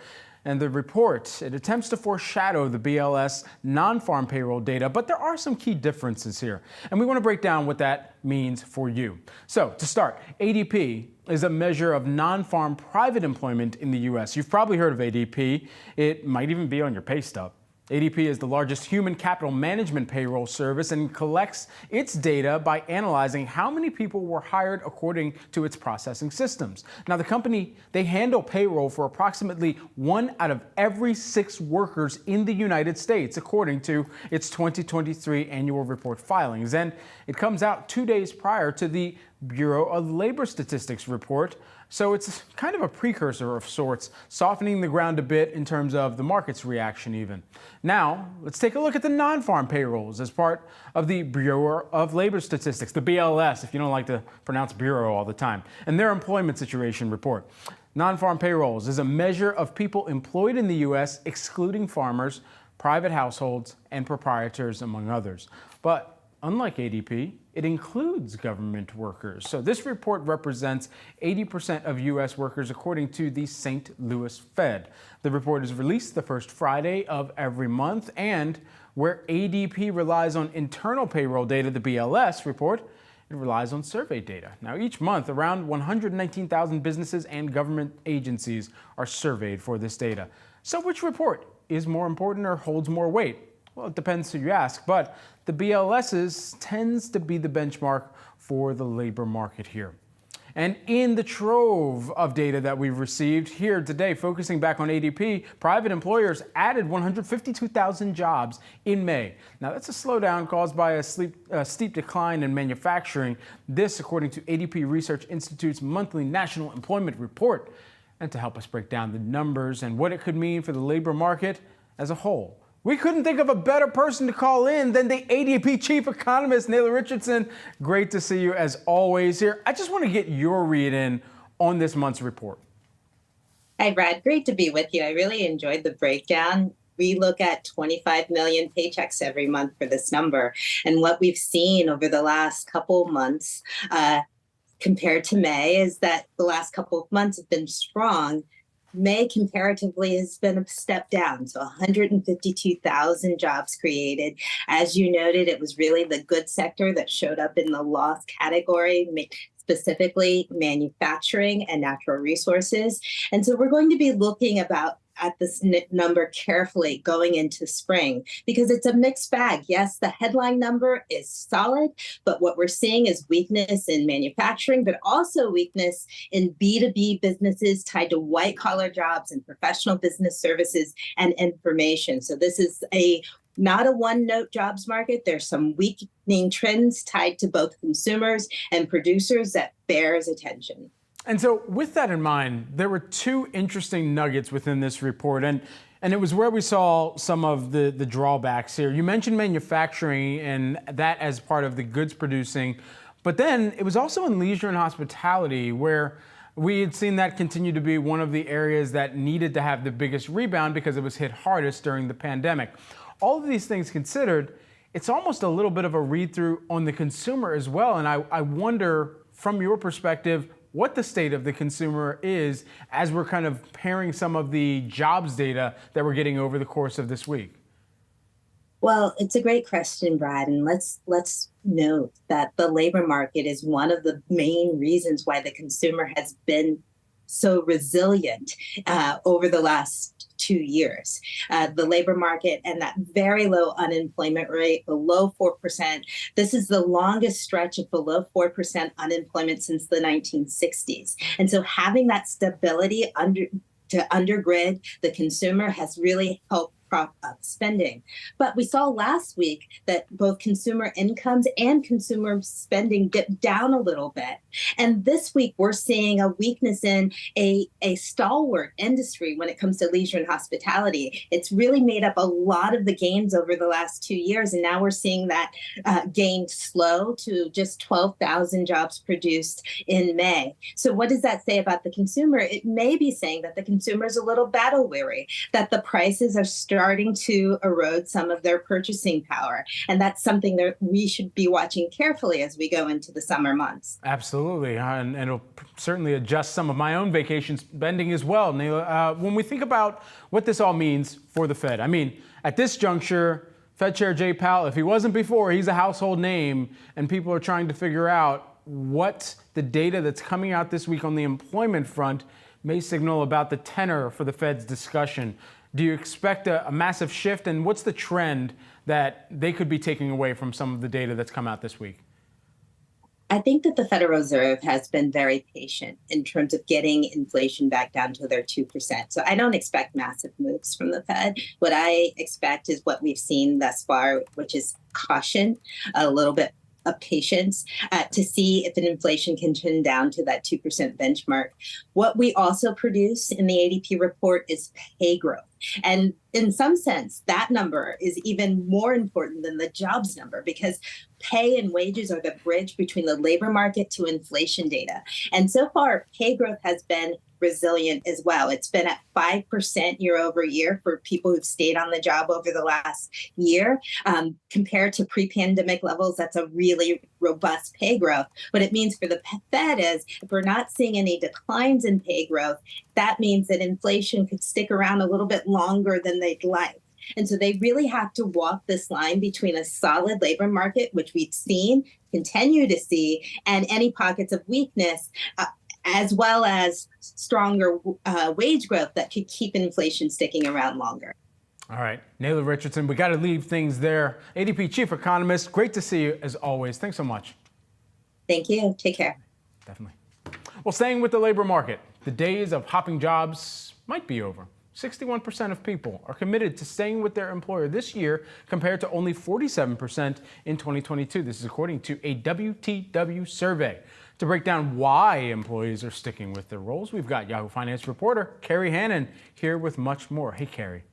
Hey, Brad, great to be here. Yeah, this is quite an about face from what we saw 2 years ago and certainly even a year ago.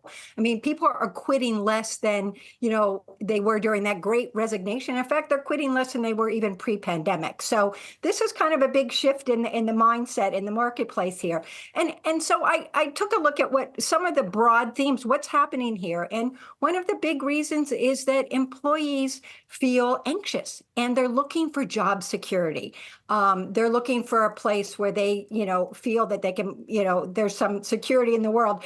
And also during this time of the tight labor market, employers really ramped up their benefits and their pay because, frankly, you're really expensive to replace for them. But they paid attention to how they can retain employees, and that employees and workers who are staying put today are going to benefit from that, and they are seeing that they are. So when you really pull it apart, and I should say two other things that came out is, fewer people feel that they're stuck in jobs now. It's something like 1 in 4 say they feel a little stuck. That's down quite a bit. And a Conference Board's survey came out that showed that those who did jump jobs after the pandemic are the least satisfied workers out there. So when I looked at and I talked to employees and workers, and also in this report from WTW, the elements that came that why people say they're okay staying put is that they're satisfied with their pay. They're satisfied with their health benefits, and they're satisfied with their flexible work arrangement. And let me tell you, Brad, that is still a #1 thing that workers are looking for. And so what can people do to keep moving ahead without job hopping? Yeah, exactly. Because, I mean, some people will still job hop for money. Don't get me wrong. If they see a pay raise for 10% or more, they're going to keep looking. But what you can do if you're staying put, I think it's really basic, just good management of your career, is to look to do projects that really ramp up your skills, that raise your skills. So that really enhances who you are and your value to an employer and potentially a future employer as well. The second thing you want to do is to look for projects outside of your own team. Can you work across different teams, to help others succeed by your talents where you can really be of use? And that really raises your level of exposure across the company. And this is a big ticket thing when it goes to looking for a promotion, for a pay raise, those sorts of things. So remember, you're in charge of your career here. So pay attention. We're always in sales. Even if that's not your actual job title, you're selling yourself all the time. Carrie Hannon, excellent breakdown there. Carrie, appreciate it. Thank you. Thanks. We've got all your action ahead here on Wealth. You're watching Yahoo Finance.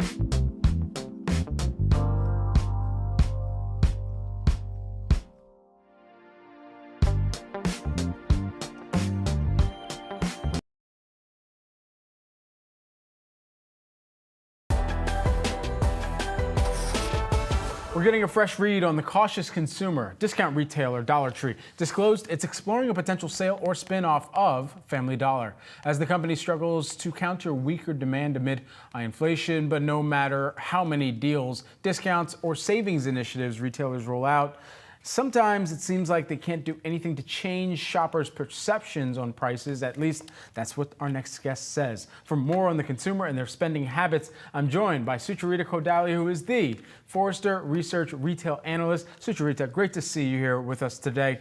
First, take us into your thesis right now about where the consumer sits. I mean, it was amazing to hear from the ADP chief economist just minutes ago saying that this is a battle-weary consumer. What do you make of them, and how would you define this consumer? Yeah, we've had this expression, the vibe session, going on for a while, where the consumer has been feeling really down about the economy for a long time. Pretty much since inflation has been prevalent, the consumer just hasn't felt good about it. There's also a political overtone as well that pretty much dates back almost 10 years at this point, where whoever does not have their party in the White House, they tend to be very down on the economy. So in any economy, you're going to have 50% of people just unhappy with the current situation. So there is that. But the irony is that retail spending is at a record high. And consumers for a long time were spending at the level of inflation and then some.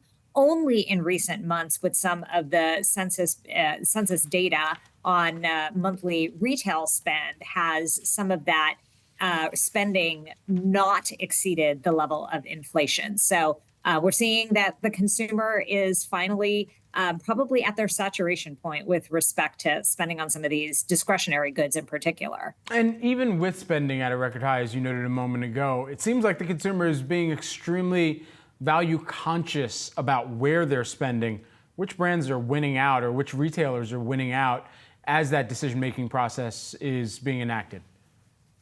Well, certainly Walmart, and that is a company that tends to do very well in any economy, but certainly in one where the consumer confidence is particularly low.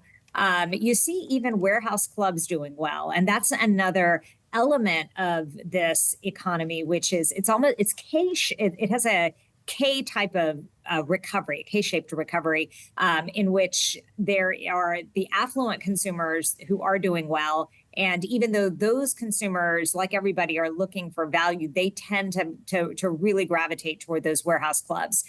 So warehouse clubs are doing pretty well in this economy. You have a lot of e-commerce players like Amazon, some of the Chinese upstarts like Temu that seem to be doing particularly well right now. So those are some of the winners. You would think the dollar channel would be doing well in this kind of an economy. And probably when you look at certain store profiles, they probably are. But at the same time, the dollar channel is incredibly saturated. There are more dollar stores in the United States than just about any format. And you also have a lot of the dated stores that are part of that Family Dollar chain, which Dollar Tree, of course, acquired. That could be part of the reason that people are going to Walmart instead. Walmart has just spent a ton of money renovating a lot of its stores. So it's just a more pleasant store environment that also delivers value. That's really interesting, especially as we're hearing about some of the spin-off intentions that Dollar Tree is talking about with Family Dollar, which underneath of it, the same store sales, a fraction of what we had seen in terms of the rise year over year for this most recent quarter. What do you make of that strategy, especially as they've already been closing many of the unprofitable or underperforming Family Dollar stores and kind of pivoting Dollar Tree in certain elements to getting back towards these prime locations where it is more focused around selling for $1 and where they can ultimately kind of retain consumer mindshare there? Yeah, well, typically stores' sales are heavily dependent on whether or not, of course, people want to shop there. And every few years, whether it's a decade, sometimes even longer, stores need to be renovated, because if they are not, they get very tired, they get dirty. It's there will be things that literally haven't been touched in that period of time that need to be cleared out. And when a store does not make those changes, or it's too expensive to make those changes, which it may not, because you have to remember the Family Dollar chain has been around since the 60s. So a lot of those locations may just not be great locations anymore. Retail locations, the success of retail locations change as geographic centers change, as neighborhoods are developed. The Dollar Tree, the Dollar Tree brand is much newer, and they likely are seeing better comps as a result of just having some of those better locations. So certainly the renovation piece is a big part of it, and it sounds like they just don't want to invest right now in some of that renovation, and that's part of the reason that they're looking to divest. But the question then is like, well, where are you going to make up the difference? Well, they did purchase about half of the 99-cent store chain and what's left of it there. And that could be an interesting one because 99-cent stores actually has a pretty cult following. It exists to support essentially food deserts in a lot of the Southern California and southwestern part of the United States. So that could be some of the ways that they look to have a different strategy. So, Sarita, just lastly, while we have you here, we got a company that's going to be reporting earnings later on today in Lululemon that could be a barometer of to what extent high income is perhaps continuing to spend or middle income might be trading down into an Athleta, if you will, even. What are you going to be looking out for there? Well, Lulu's been doing pretty well. They've been growing double digits. So I'd be surprised if we didn't see similar numbers today. They have been one of the retailers that's absolutely been gaining share while the apparel industry overall has struggled. And certainly even with in comparison to other athletic apparel merchants and brands like Nike, Adidas, Under Armour, Lulu's definitely been outperforming them. But if we do see anything soft, I do think that it suggests it could be a harbinger of consumer sentiment finally, kind of bringing down those inflation numbers, probably finally to the level that the Fed would like in the coming months. Sucharita, always a pleasure to get some of your insights and analysis. Sucharita Kodali, who is the Forrester Research Retail Analyst. Great to see you. Thanks, Brad. The much anticipated Apple Worldwide Developers Conference, known in your hood as WWDC, will kick off on Monday. The tech giant is expected to highlight AI integration in their products. So what does that even mean for your iPhone or your MacBook? For more, we bring in our own Dan Halley here. Dan, what are we expecting? Yeah, so we're expecting a slew of kind of AI offerings from Apple across different product lines, whether that's iOS, macOS, iPadOS, maybe watchOS. Bloomberg's Mark Gurman basically said that they're reinventing Siri from the ground up, and that Apple has actually teamed up with OpenAI, ChatGPT creator OpenAI, also Microsoft partner on a number of AI initiatives. So that's a big deal. I think one of the main things to talk about, though, is just what this will mean for the average consumer. And out of the gate, not too much. I actually have a piece that I've written up for this week's tech newsletter, which everyone should subscribe to, basically talking about how people don't purchase their phones for software. They purchase them for screens, batteries, performance, camera. Yeah.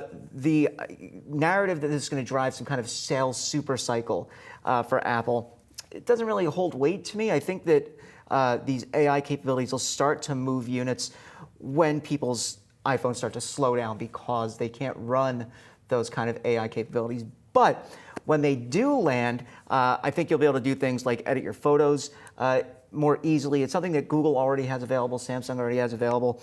Transcription features, which, I mean, Apple absolutely should add. Google already has one as well. Real-time translation will be welcome. That's something that you can find on Google's Pixel phones as well as Samsung's phones. So it's going to be a lot along those lines. I think really, honestly, to me, one of the cooler aspects is the smarter Siri. Right now, Siri is dumb as a box of rocks. I just ask it to, set a timer. My wife, every morning when we're on when we walk to the subway, she says, set a timer, set a timer, set a timer, set a timer. Yeah. And eventually it works. Or she just does it manually. A smarter Siri would be very welcome outside of just checking the weather and setting timers for how long it'll take to cook chicken and being able to walk. I mean, it always seems like there's a little bit of a use case curve with some of the new integrations on the software front. Mm-hmm. And I say that because, I mean, when everyone was putting a home assistant in their homes, it was, okay, I gotta say everything possible to the Home Assistant so that I can either set a timer or I can make sure that I am just automating my life in the best way possible. And then that starts to peter out and fizzle a little bit. Yeah, I mean, it's as you check just, the weather now and what's the traffic. Exactly. And so it's a larger question of what is the additive elements that generative AI is going to give people in terms of productivity with these devices, or simplify what they are already trying to do. And I honestly think it's we're just having a discussion here, folks. I honestly think it's going to be through what we've already heard in translation. There's going to be a lot of translation services that generative AI can potentially make easier. And if you have a product like the iPhone that you've already got paired with your AirPods or your earbuds, why wouldn't that be another add-on feature that generative AI could potentially weave in? I think you said the magic word. It's productivity, right? Yeah. I mean, for the average user right now, Microsoft has a few features. They announced that the recall feature where the laptop will essentially screenshot everything you're doing and then save it. Sounds cool and might be awesome, especially if you were looking to research. Someone was showing me the Microsoft unveiling. They were looking for a trip to, I don't know, Bermuda, right? It would screenshot your website. So then you can just go into search and say, okay, what website was that? It was Bermuda, June, whatever. And it'll pull up a screenshot of the website and show you exactly what the rate was. And so you could pick off from where you left off. It'll even launch a link to that site. There's also the security aspect of that, though. You might not necessarily want everyone seeing what you're doing on a computer. It also won't necessarily block out certain sites. You'll have to block that out on your own. So if you're loading up maybe your banking site, you're going to have to block that.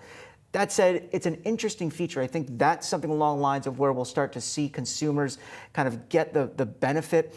But I think right now it's largely Wall Street that's saying, Apple, get generative AI on devices. You don't really hear many people saying, man, I really wish my iPhone had generative AI. You hear them saying, it'd be cool to have a better camera. The cameras are great right now, don't get me wrong, but if it could zoom a little more, or the screen, maybe the screen folded or something like that, or the battery lasted longer. I mean, right now my battery lasts all day, but these are things that people actually want. A thinner design. They just released the new iPad Pro.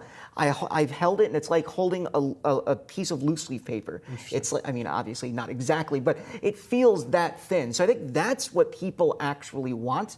The generative AI stuff is really what Wall Street wants, just so they can say, well, Apple's not far behind anymore. They're part of this conversation. And they see a path to monetization on it as well. Eventually. Yeah.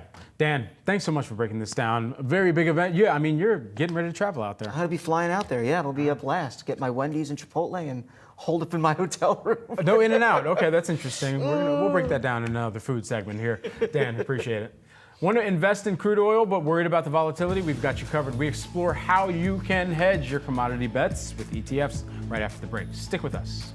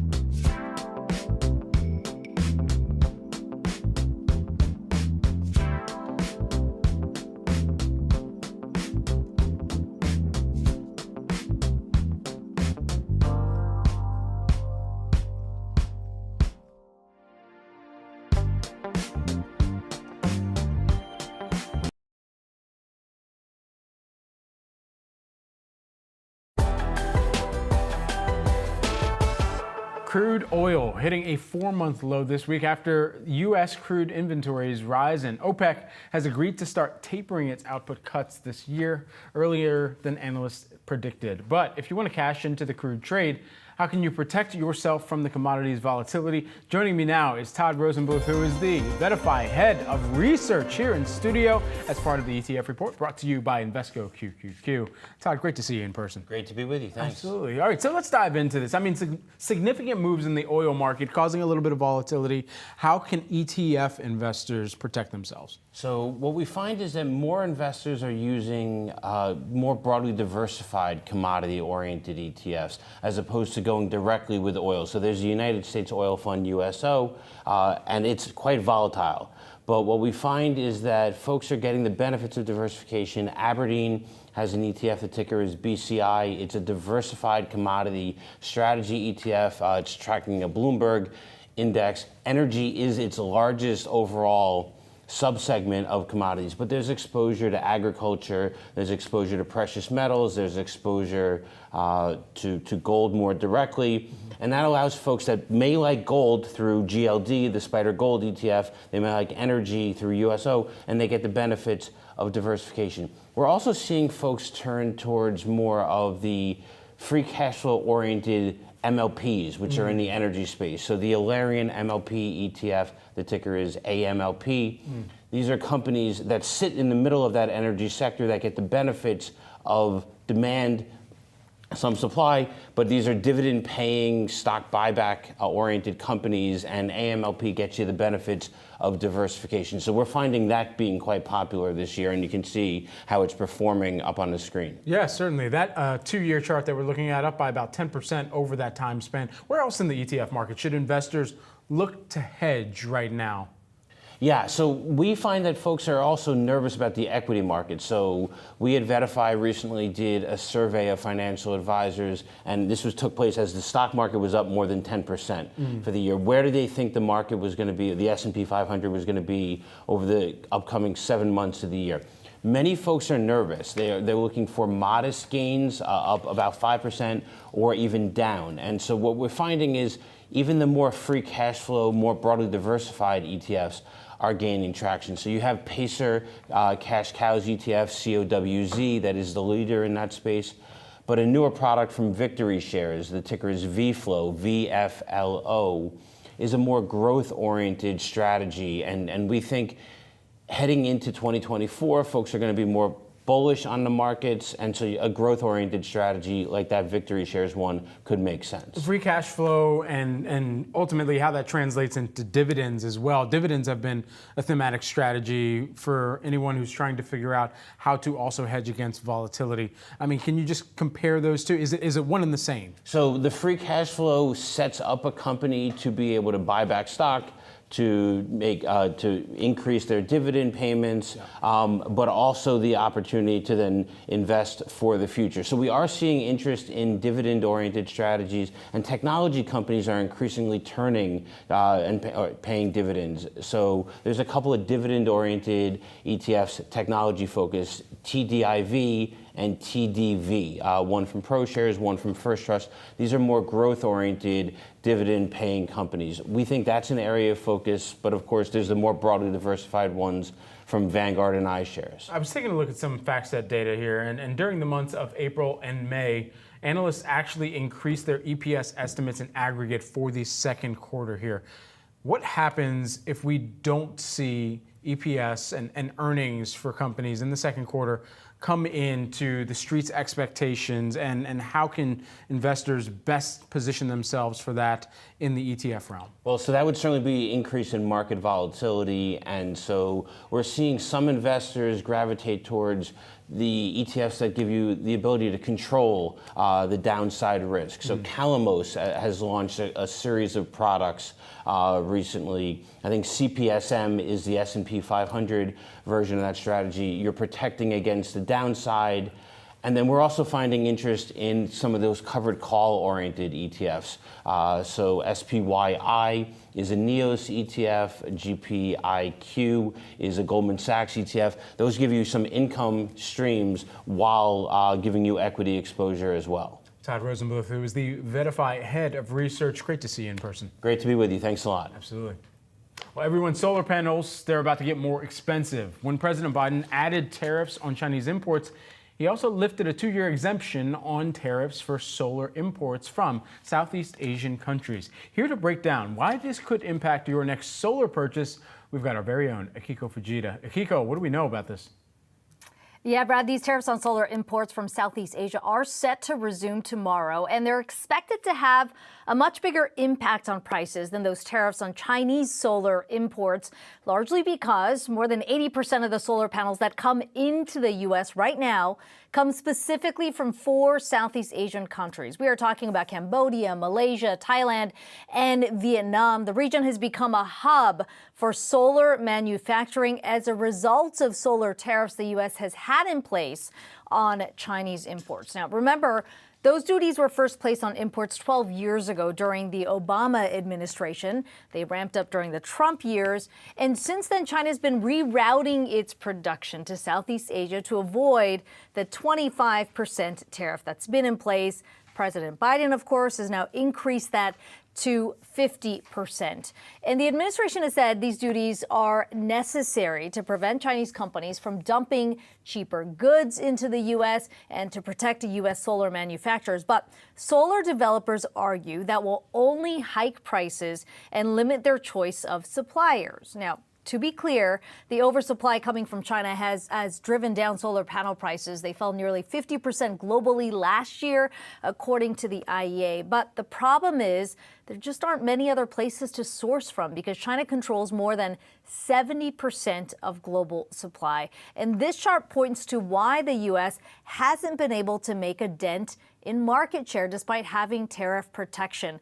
The U.S. doesn't have the manufacturing capacity in place. The big orange chunks you see there are what has been announced. A lot of those announcements have come through since the IRA. We're talking about roughly $100 billion in investments. But many experts I've spoken to say that build out of the domestic industry is going to take about 5 to 10 years. The fear is that these tariffs and the higher prices that come with it will slow the transition to renewables at the very time the U.S. is trying to accelerate it.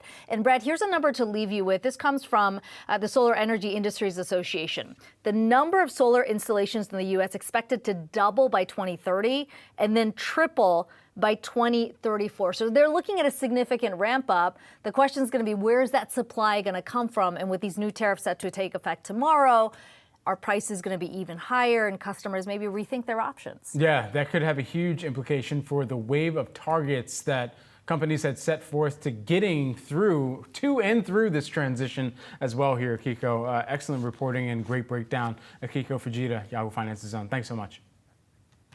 Coming up, everyone, are you looking for some alternative ways to boost your portfolio? Our next guest has a key insight into alternative investments. That's coming up after the break.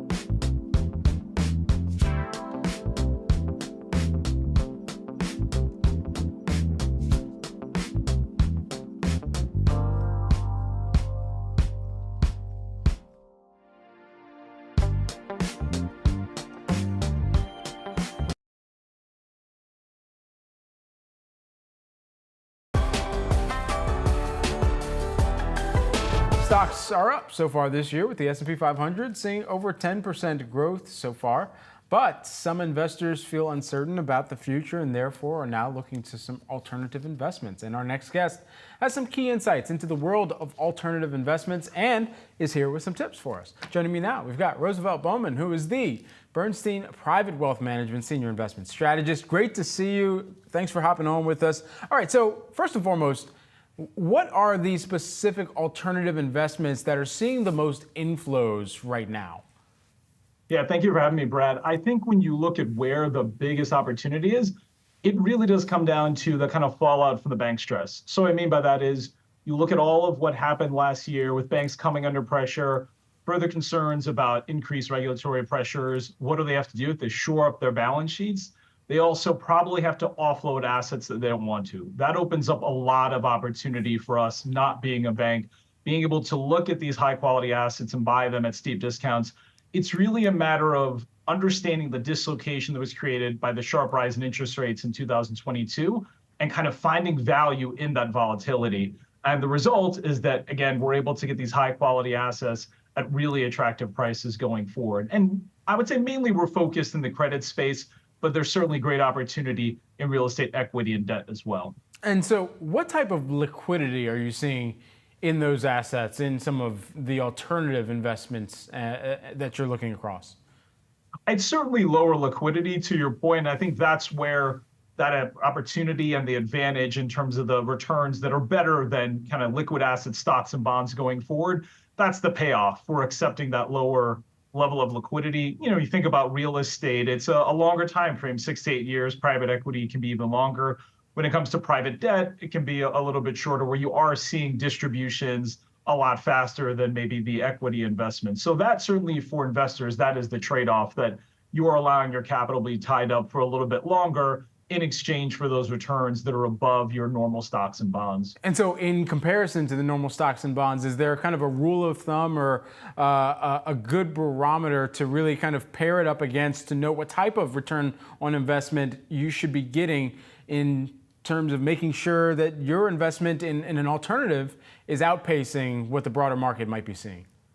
Absolutely. It's a fantastic question. And I think there's two ways of thinking about it. It's both the level of risk that you're accepting in the liquid investment, but also return, right? So if you think about an equity investment, private equity, it's a similar profile in terms of what you're looking at. You're thinking about and moving into an equity investment where you're looking for long-term growth. So you're looking for that premium over time, maybe 3-4% over the stock market. I think when you look at debt investments where, again, your income levels may be similar, but your volatility is a lot lower, or it's providing you with true diversification compared to the rest of your portfolio. So what I mean by that is if you think about something like private credit, where it's often floating rate debt, you're going to enjoy appreciation in that strategy as interest rates move higher. That's a nice offset to what I would say is your long duration exposure in your equity portfolio, where you're likely going to have a number of growth names that have a negative correlation to higher interest rates. They're going to come under pressure, as we saw in 2022. Private credit having that positive correlation to higher interest rates is a nice true offset, provides real diversification in the portfolio. So I think it's both a matter of getting returns that are above kind of stocks and bonds, but also lowering the volatility in your portfolio, creating greater efficiency for your overall asset allocation. As you were mentioning REITs earlier, of course, I mean, the first two words that are that make up that acronym are really real estate. And real estate comes back to location, location, location as well. Are there hot markets right now that you're seeing REITs really pile into? No, I don't think for the most part. I would say the cold market, certainly without a doubt, is understanding real estate and office space continue to come under considerable pressure. From our view, that continues. But there are really good opportunities when you think about, from a residential standpoint, multifamily homes in areas where population growth is moving above the national average, where per capita income growth is quite strong, and it's near other areas where you're seeing good migration. Again, I think work from home has made certain cities really attractive where they weren't before. I think the other part of it too, in terms of real estate, if you will, is logistics centers, a kind of interesting sector that would probably be called sleepy before, is really interesting considering all of the e-commerce that we're now engaging in, the kind of just-in-time delivery for a lot of what we're buying online. These logistics centers are becoming more and more important and more valuable from a real estate perspective. Roosevelt Bowman, who is the Bernstein Private Wealth Management Senior Investment Strategist. Great to have you on here with us today. Thanks so much. Thanks again, Brad. Certainly.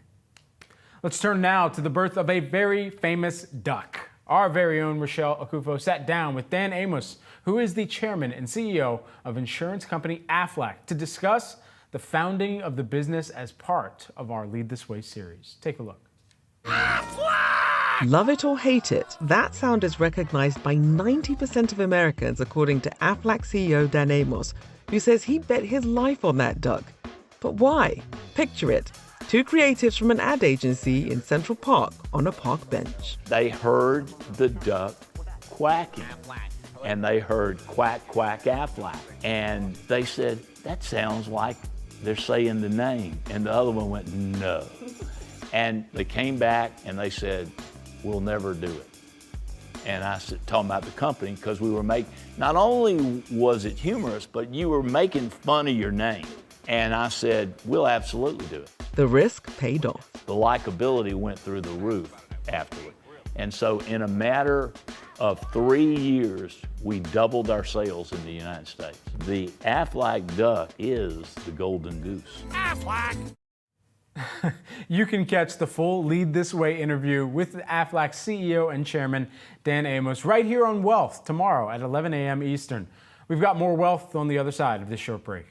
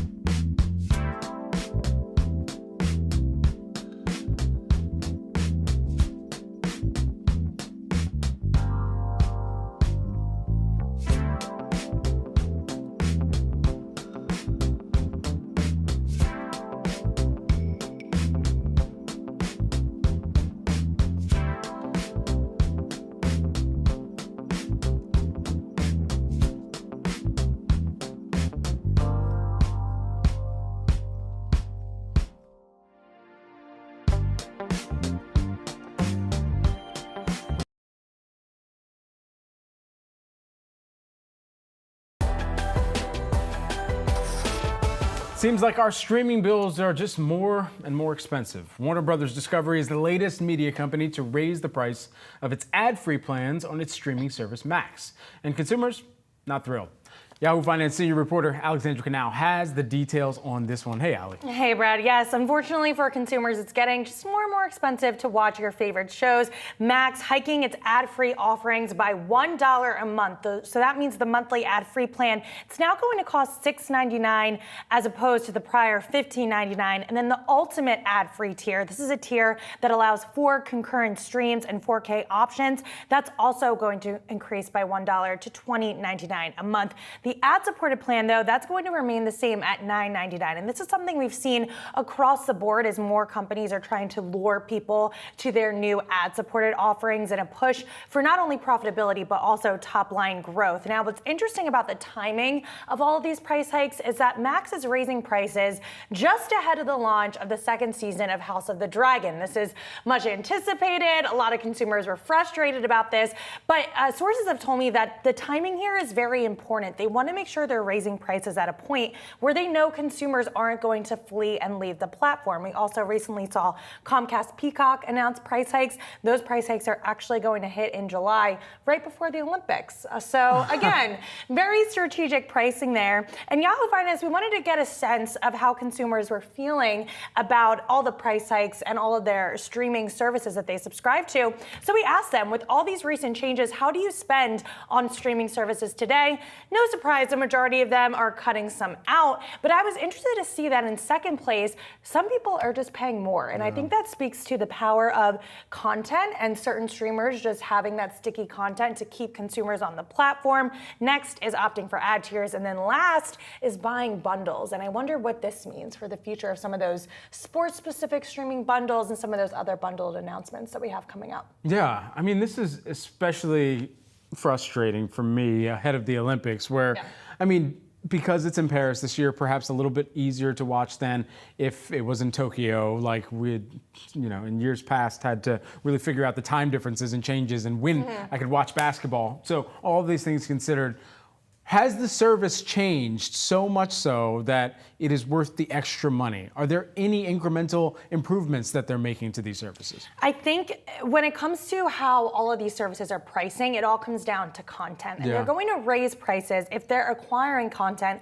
that they think is worth it and they think consumers want. So you have to remember that the content's constantly changing on these platforms. So that means the price is going to change as well. So if you have something like the Olympics, this event coverage, and then on top of that, you have maybe more repeat customers coming for those shows and series that you want, sticking within the ecosystem a little longer, that maybe provides some more value add for consumers, hence the price increases. But we do know there's a ceiling on this. We know there's a limit where consumers just don't want to pay any longer, and I wonder what that means when it comes to future consolidation and future price hikes down the line. As long as I get the commentary from Leslie Jones on the Olympics, I'm just fine. That's what I need. That's what all of us need. I think we need to see Kevin Hart and Snoop Dogg team up again, once again. I agree. Yeah.